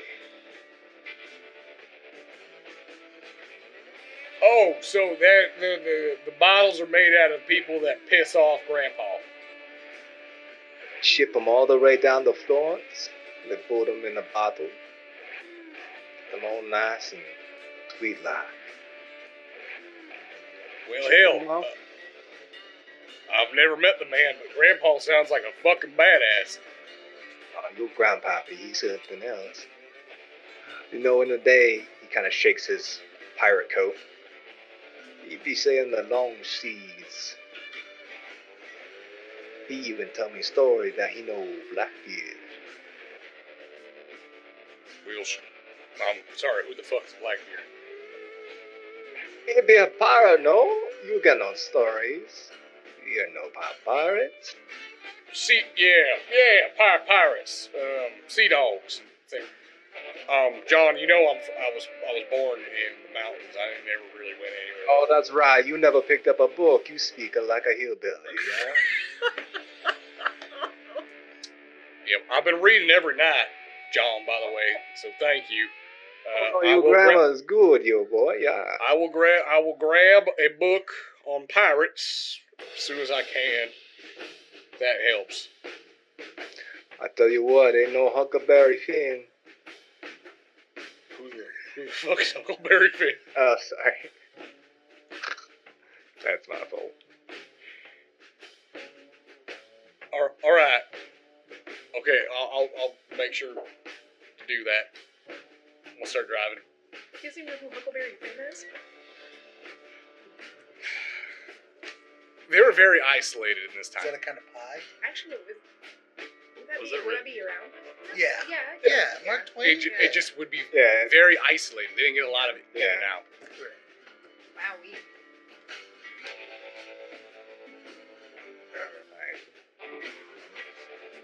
So you two make your way, you nervously drive towards Elysium. Mm-hmm. You find yourself outside of Ritzy's. You come down to the door and it slides right open. You're greeted with the same way the other kindred were met. Your sire walks right up to the door and just knocks loudly. Hey, you open up now, yeah? I'm sorry, who are you? Oh, I'm sorry, I'm gonna... Hey, Gilbert, get up here. I walk over. Excuse me. If you recognize me, Gilbert was here last night. One moment. And he slides it close. Titus. You notice the individual starts walking towards you. He has that long robe. You hear the sound of metal banging against each other as he approaches you. Hello. Excuse me. There's an individual by the name of Gilbert at the door. Why don't you let him in then? Do you know this individual? Well, clearly, he said my name. Did he not? He's a associate I worked with last night. Yeah, let him in. He's kind. Very well. Or he's kindred. He's kindred, part of our kind. He comes walking towards the door. Gilbert, you notice the door opens up. How very kind of you.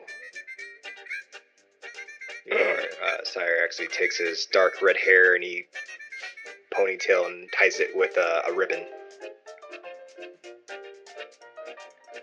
All right, John. I suppose if I remember right, I need to take you and introduce you to Loden. I'll be right. All right. Hey, look at me. I'm learning something. All right, well, follow me. As soon as I would see him, I would make my way over to Gilbert. You make your way over towards Gilbert. Yeah. Who about Seamus? What is Seamus doing? Holding up that wall. God damn it. Alright. Ilona, as Gilbert enters into the scene, could you please give me a wits and insight? It's going to be the same difficulty as the other night. Or from before. So just It should be a 0. I'm wearing the same fucking clothes. 4. I believe all of them. you pick him out too. You notice that this is the individual that fired his firearm off. Is Felix still next to me?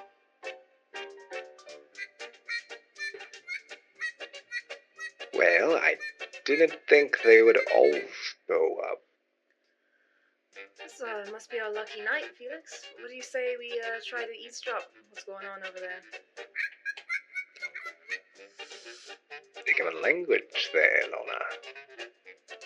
You notice that Felix gets up and he starts making his way to a nearby table to kind of eavesdrop in.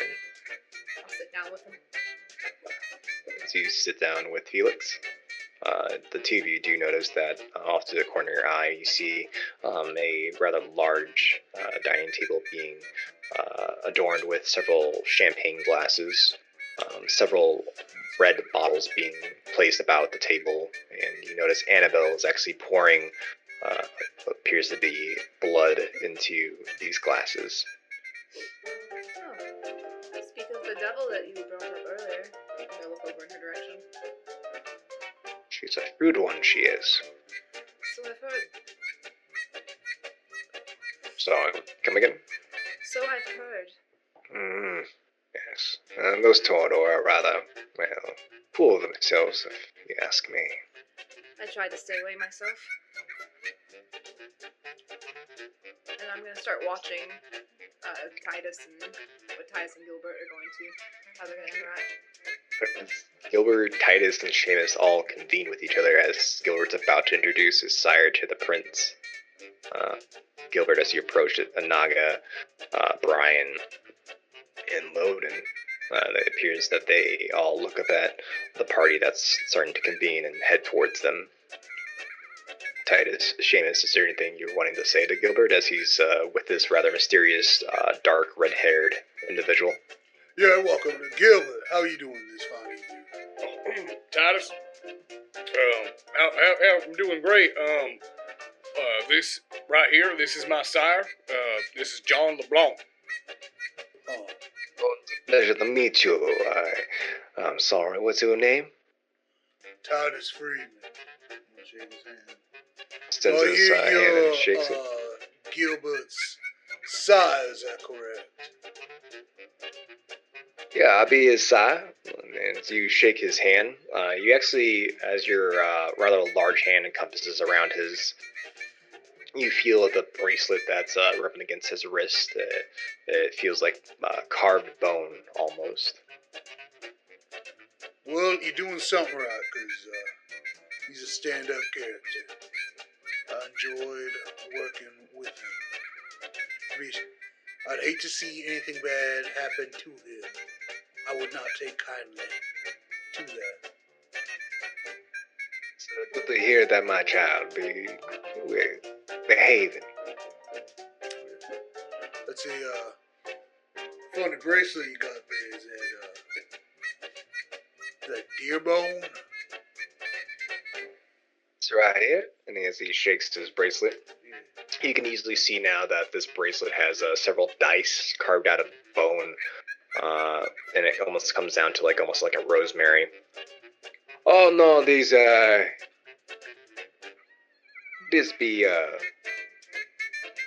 be individuals that never paid up on their debts. Oh, you a gambling man? You could say I like to roll the dice.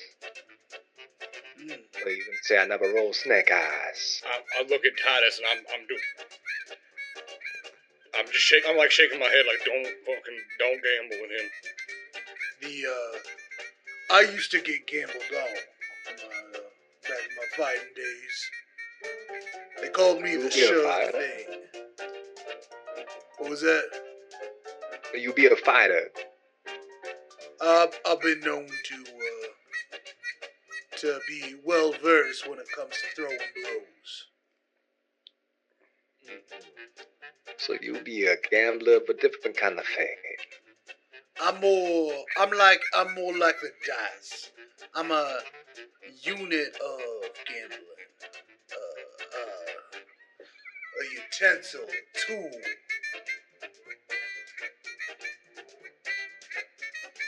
So, being a bet man that you are, I would always say bet on me. 'Cause I'm a sure thing. Maybe I can place a bet on one of your fights. You said what? Maybe I can place your fights. Yeah, man. All 5 of them. Well, Gilbert, it's a pleasure talking to you, but I have to introduce my sire to Loden, Prince Loden, since he's new here in town. Oh. All right. Hold on. Gilbert. Who be this one? Who be which one? This one right here. He looks like a man of the law. Oh, yeah, I didn't even notice you were standing there, Seamus. It's funny, neither did I. He did say he was going to stand by the wall over by the ball. But I'm here now. Goddamn teleportation. This is Seamus, John. He's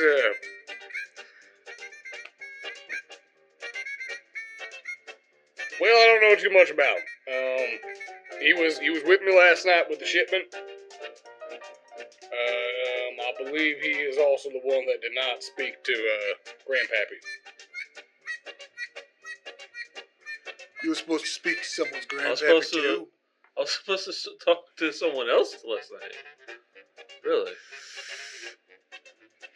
Oh, you're supposed to be the one to speak to Grandpappy, yeah? Apparently I need to start taking notes or something, because I had no recollection of me needing to talk to all these people. River King? Yes, I have heard of him. Yes, I was supposed to talk to him. Well, your granddad is a river king? I just found this out myself, so yes, Small world. very small world. It's a play on words. His grandsire, my sire. Oh, it's Sciaton. I thought this was I was like, damn, must run in your family. That would be the shit though. It'd be the what? Maybe the two of you can also read some more books, yeah? It'd be the shit. You know, when something's really nice, you say it's a shit. Well, all right then. I'm gonna try to get out of this and move towards Loden and bring John with me. This might be a surprise to you, but I think you're a lot smarter than those individuals right over there. That's saying a lot. Maybe you're doing your readings. We don't hear this, correct? They're walking away as they're having this conversation.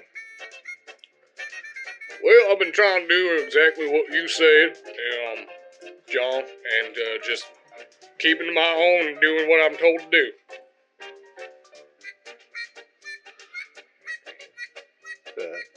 He smiles at you, and you get closer to Loden. As the two of you approach Loden, both the Naga and Brian are shooed away. Loden's is actually wearing a rather fine tailored suit. It's this almost navy blue colored, along with a navy blue tie. The one thing that's a little off, though, he's carrying a rather large broadsword with him. It's still in its scabbard as he's leaning on it with all his weight.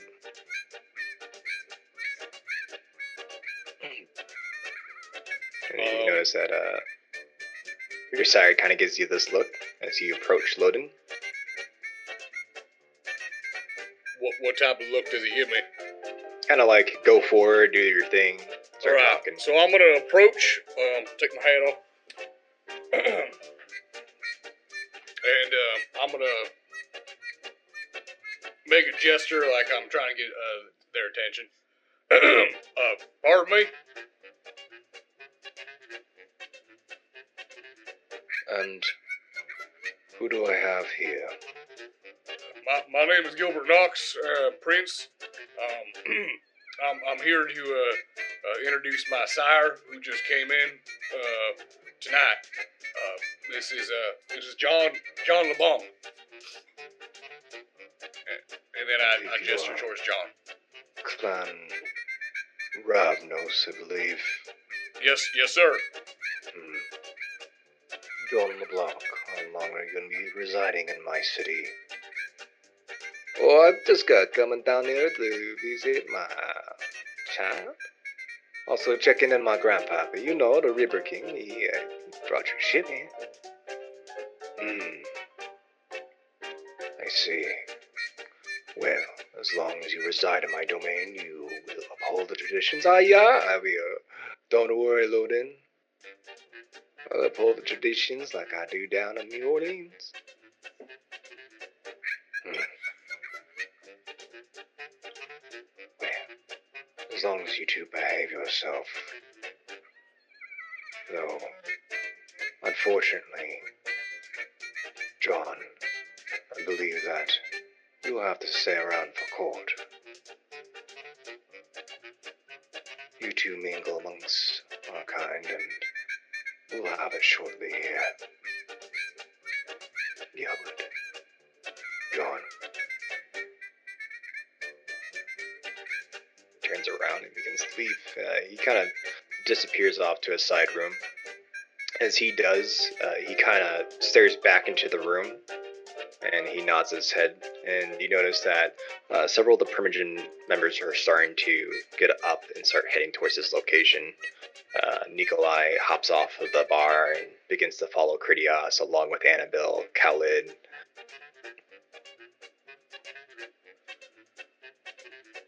As the room begins to shift, you notice that there's some whispers and chattering amongst the other kindred in the room. Well, that can't be good. As Brian hops on over towards the two of you. I think I got an idea, but you guys are gonna have to play along. Gilbert, you might want to get the other two. All right. I'll go grab them. I'm gonna make my way over to Titus and Seamus then. You start walking over to get grab Seamus and Titus. As this is happening, Ilona, could you please give me wits and awareness? And I'm gonna make the difficulty. I'll tell you what. There's no set difficulty, but depending on the amount of successes you get, I'll determine how much of their conversation you were able to overhear. 3. 3? Okay, you heard a good majority of it. A couple pieces here and there was kind of left out as far as it was a little far for you to hear the introduction to be unraveled, but the conversation from earlier you were able to hear majority of it. All right, Gilbert, you approach both Titus and Seamus. Gentlemen, How'd the introduction of your side go? I do reckon I think it went well. However, we might be needed on this event. I think they might be wanting to question us about last night, possibly. What about it? I don't think people are happy with how we did things. I think people seem to be But they aren't happy with the way we handled it. Maybe they should have found another damn person to make this delivery for them. They came to me, knowing good and well my history, and they didn't like the situation the way it was handled. That is on them. But if you would, you can go ahead and run off. I will talk to the prince himself if he needs proper explanation. well, I'm not going to leave my sires here, so be sure to... Well, you aren't released yet, correct? No, sir, I am well, not. There you go. You're probably in the clear. Well, I think that means it will be on his side then. That's correct. But is your side, Sam? Is this side over by us? Sire is actually conversing with Brian. Gilbert went over the fetch the two of you. Well, there you go. There's the problem solved. Well, irregardless, I think the two of you need to go speak with the feller over there, Brian. Brian. All right.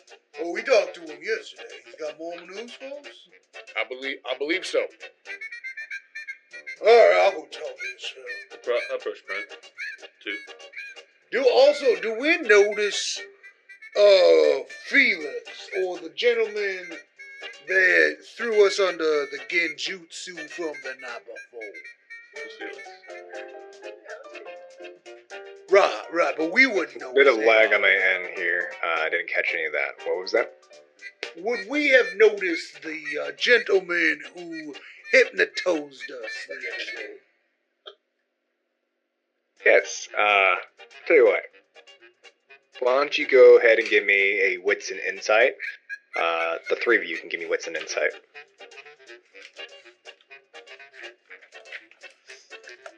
Same difficulty as it was for Ilona.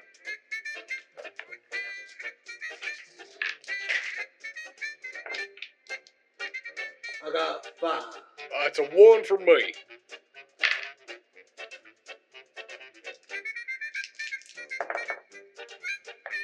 It's a 1. Did you guys not put nothing in wits? Not in wits, but that's what I did. So everybody passed. No, what was the passing score? 1. Oh, then yeah. Yep, we all passed. Okay, so you two easily pick out both Felix and Ilona from the other night. You remember that these were the individuals that met up with another either kindred or kind and just left. But for those of you can regulate that, you're pretty certain that the individual is kindred because he shifted to a animal.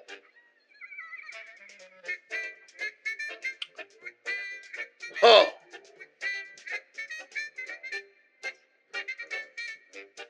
Hey, Seamus. What's the typical Elysium policy on open violence? Not supposed to do it. Yeah, but By any means. We're all kind of under protection here. huh. And how far does that protection go for? Till that's over, I imagine. Good. Let's go talk to this Brian and then maybe introduce ourselves to the people who decided to mess with our brains. Or towards Felix and Ilona. Yeah, I'm glaring over in that direction. You're glaring in their direction? Yeah. Mostly at Felix. Actually, only at Felix, because he's the only one that attacked me mentally. I glance over at him too. I would like to. I was wondering why he was dead last night. I owe him a pop. You owe him a pop. Yeah. It's a good old pop.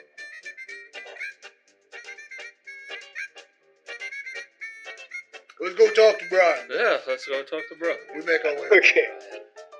So you two stare down Felix and Ilona, and then you go ahead and head over towards Brian. I just made my way back over to John. Okay. Any part of this? You know what part of this? I'm starting to get concerned about Titus and Seamus' ability to function in society. Alright, so the two of you head over towards your sire, Seamus, and Gilbert's sire. As it seems that they're having a rather pleasant conversation. Brian turns you up. Okay, that kind of took a little bit longer than I thought, but so I got a plan. Bail the three of you out of any sort of trouble, but you just have to play along. What's the plan? He kind of like checks around to make sure no one's listening in. Okay, so Lonan's a little paranoid, rumor has it he has beef with Modius. I want to play this off that these were Modius's men, and that you were defending the domain. Let's see, who says it wasn't Wait. Modius's men? Who's Modius? Tell you what, Titus, if you like, you can give me an intelligence plus streetwise, and I will set the difficulty to 3 on that. Okay, I failed. In fact, not only did I fail, but I bestial failed. Yes. Yes. Got a bestial. I got the first bestial. Okay. Gangrel compulsion B.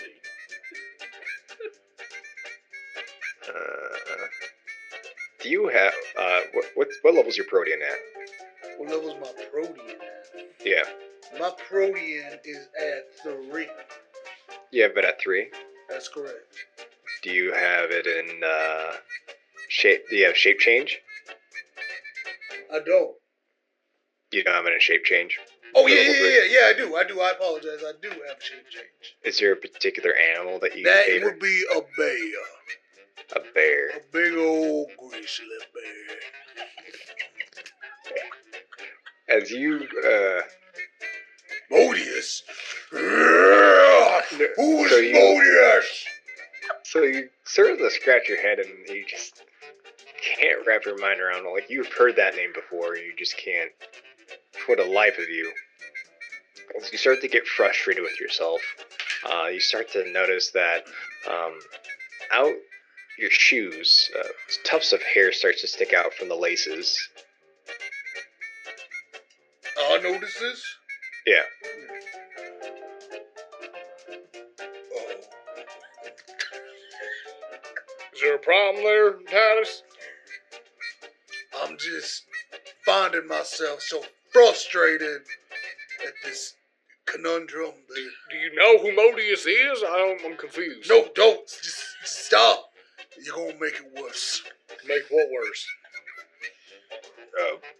Are you alright? There's a strong bear living inside me, trying to claw his way out, but I'm doing everything. So you Keep if him that at bay. helps. Seems like you two have some history. Do you hate Modius? I don't know. You have an issue with... What do you have beef with Modius? Okay, so Modius was an individual that was gunning for the same seat that Loden was after. Alright. You don't say. Were you also trying to feed the prince? I don't get why you're upset. I don't know why I'm upset either, but I'm feeling these feelings, and they're making me so angry. I look at John concerningly. Maybe I should go take a breather outside. Maybe you should go outside. You're talking about bears ripping out of your body. Like, last time. he has this wide-eyed look of, like, is this real life? Is this actually kind of happening right now? Well, yeah. Well, these would be some associates you have. Well, sometimes you just get stuck with the associate you're given there, John. And sometimes it happens to be a man who fights bears inside of him. And outside. What? I fight bears too out in the wild. I think one of them was named Modius. And that's why it's making me all feral. I look at Brian and John. I actually move over towards them. No, Modius is a Torador. He's not a bear. Titus, why don't you go outside? I'm gonna go outside. go, I don't know, eat some honey or something. I don't fucking know. You're gonna okay, so you're gonna walk outside with your bare feet. Try to gain bearings on myself. Poor Quentin was like, I'm gonna play the baby vampire for this one. Oh, you thought? You thought wrong. No, you gotta sit back and let it ride. Alright, as Titus goes outside to relieve his beast, and the rest of you are kind of standing there awkwardly, like you don't know what you just saw. You notice that the door opens to the room that Loden and the Primogen disappeared to. Loden actually goes and takes the stage. You know, some of the lights start to shift towards him. He slams his broadsword into the stage as it makes a loud thud. Now, I hope you all are enjoying your Elysium. Please, if you could all welcome John LeBlanc, Clan Ravnos, to our city.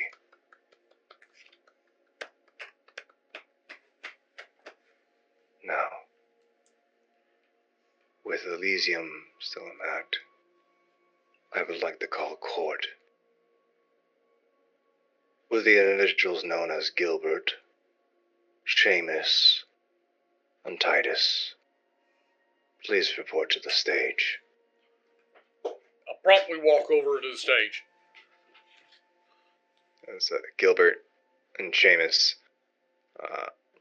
Seamus, do you walk over? I do. Alright. Titus, are you still heading outside? Yeah, I figured I'd be outside. I would have hustled to get outside. As you hustled outside, you're kind of taking a breather in the cold night air.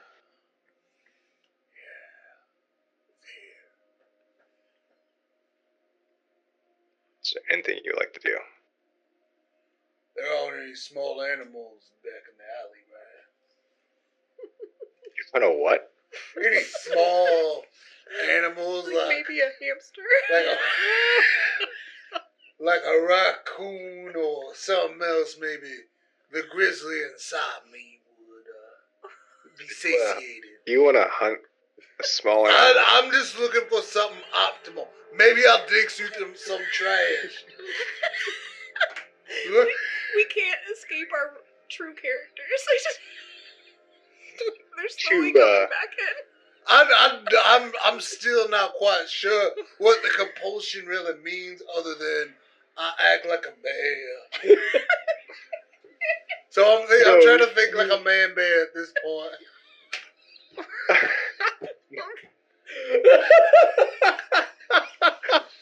All you did was grow an appendage that was Oh, is that all? Yes. It's canon now. Yeah. What happened? This is what he always Do you still want to Titus' find small compulsion rodents in the city? is man bear. So, I tell you what, why don't you go ahead and give me either an intelligence or resolve. An intelligence of what? Why don't you go ahead and give me an intelligence plus resolve, either intelligence or resolve plus Amilkin, whatever pool's highest for you. Hey, kudos for just rolling with it, though. You didn't know what was happening, but you're making your own story. Me? And now it's canon. Oh yeah. So go ahead and give me 3 successes since you're Fucking kind of in the middle of the city. 2. Ew. Okay, so you go towards some nearby trash cans and you dump them out onto the ground, trying to find a rodent of some kind. You actually try to find a raccoon, and you even go over to some nearby sewer grates and you look down and you peer into the sewers and try to hear and smell out some rats. Unfortunately, you don't find anything.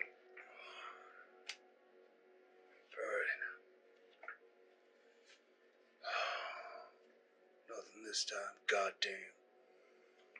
Concrete. of resolve and composure. I'm gonna make the 2 for you. Resolve and composure. Resolve, composure. It's gonna need a 2. That's all. I got it. I got All right. 3. You notice that your bare feet begins to shift back and return to normal. Alright. Back to normal. I'm gonna make my way back into Ritzy's.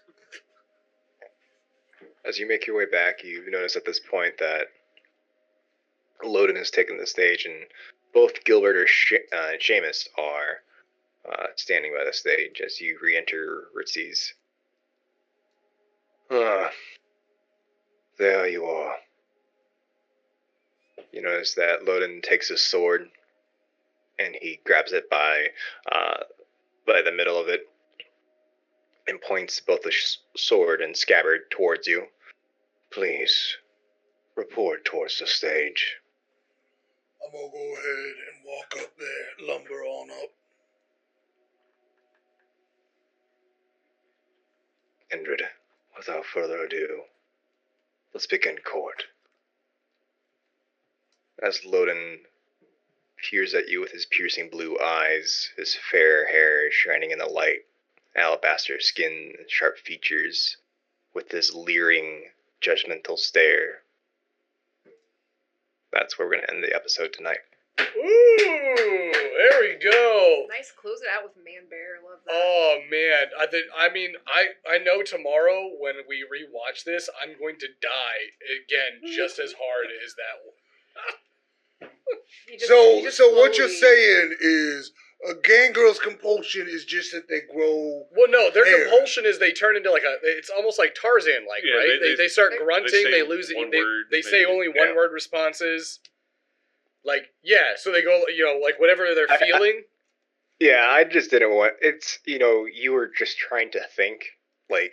Yeah, he was doing it like Articulation. a slight version of it because you just it wasn't like you were doing like an action. You were It's just like, trying to recall yeah, like a something. combative But, hey, action, that's like a what it is now. physical beat. I mean, I like this version a lot more. Yeah. For sure. So okay, White Wolf, Onyx, man, like if you guys are listening, change the compulsion to Man bear. Man Bear. Man Bear is now the compulsion for Gangrel. Let it be known. No, it's whatever. It's whatever animal you are. So Yeah. you're either Man Bear, Man Dog. Dude, Man panther. I am just dying that everyone's slipping back into their just regular Chicago Night characters, especially you. You're just being awkward as fuck. You just keep playing awkward characters. You're being awkward. You're not socializing. He's eating animals out of trash cans. That, to be fair, that is part of the reason why I chose gangrel. You're- Is so. You can eat hamsters. Yes. No, I can eat animals. And you are the baby vampire, but you're becoming the daddy of the group again. He's so- not becoming the daddy. How am I becoming the daddy of the group? He's You're the only one terrified. being fucking reasonable. Do you have a kink cave? I do not know. Oh my god. Oh, we a didn't get kink to- log. A kink cave. Fuck yeah. Gilbert Oh, he is does have a cave. Gilbert is a married man. So, He's a married, faithful man. You can have kinks with your wife? Yeah. Not in a cave. I mean, I guess you could, but like he See, doesn't. it's starting to fall back in. All right, we're ending. We gotta end this. End this now, Elijah. Turn the page. I actually, for a second there, like when I did the Huckleberry bit, I started to doubt myself. But it was written in the 1800s, so I was, Yeah, it's just but so he, like he just said that because his character wouldn't know. oh, yeah, Yeah. I was like, wait a minute. it's wait. actually crazy how isolated people from the Appalachians were. Like they didn't get any. No one really visited it, and like they never really left. So you knew what you knew from where you were born, and like that was it. So I'm definitely enjoying your guys' kindreds. You're doing a fantastic job. Hopefully you at home all have enjoyed the story tonight. These will be a little bit shorter, just because this is a short series, and I don't want to have to give you guys like a whole entire another like 10 4-hour episodes to have to binge once we go live with Chicago by Night again, in which we are definitely watching the news, keeping updated, watching closely with our state, with our quarantine orders, and we'll try to bring Chicago by Night as fast as possible back to airing for you all. I definitely miss telling that story. I definitely miss Alistair, Marilyn, Memphis, and Irwin dearly, and I'm sure you all at home are definitely missing them too. So hopefully you all are staying safe at home, and if there's nothing else to add, until next time, remember, the best time to tell stories is whenever it's near dark.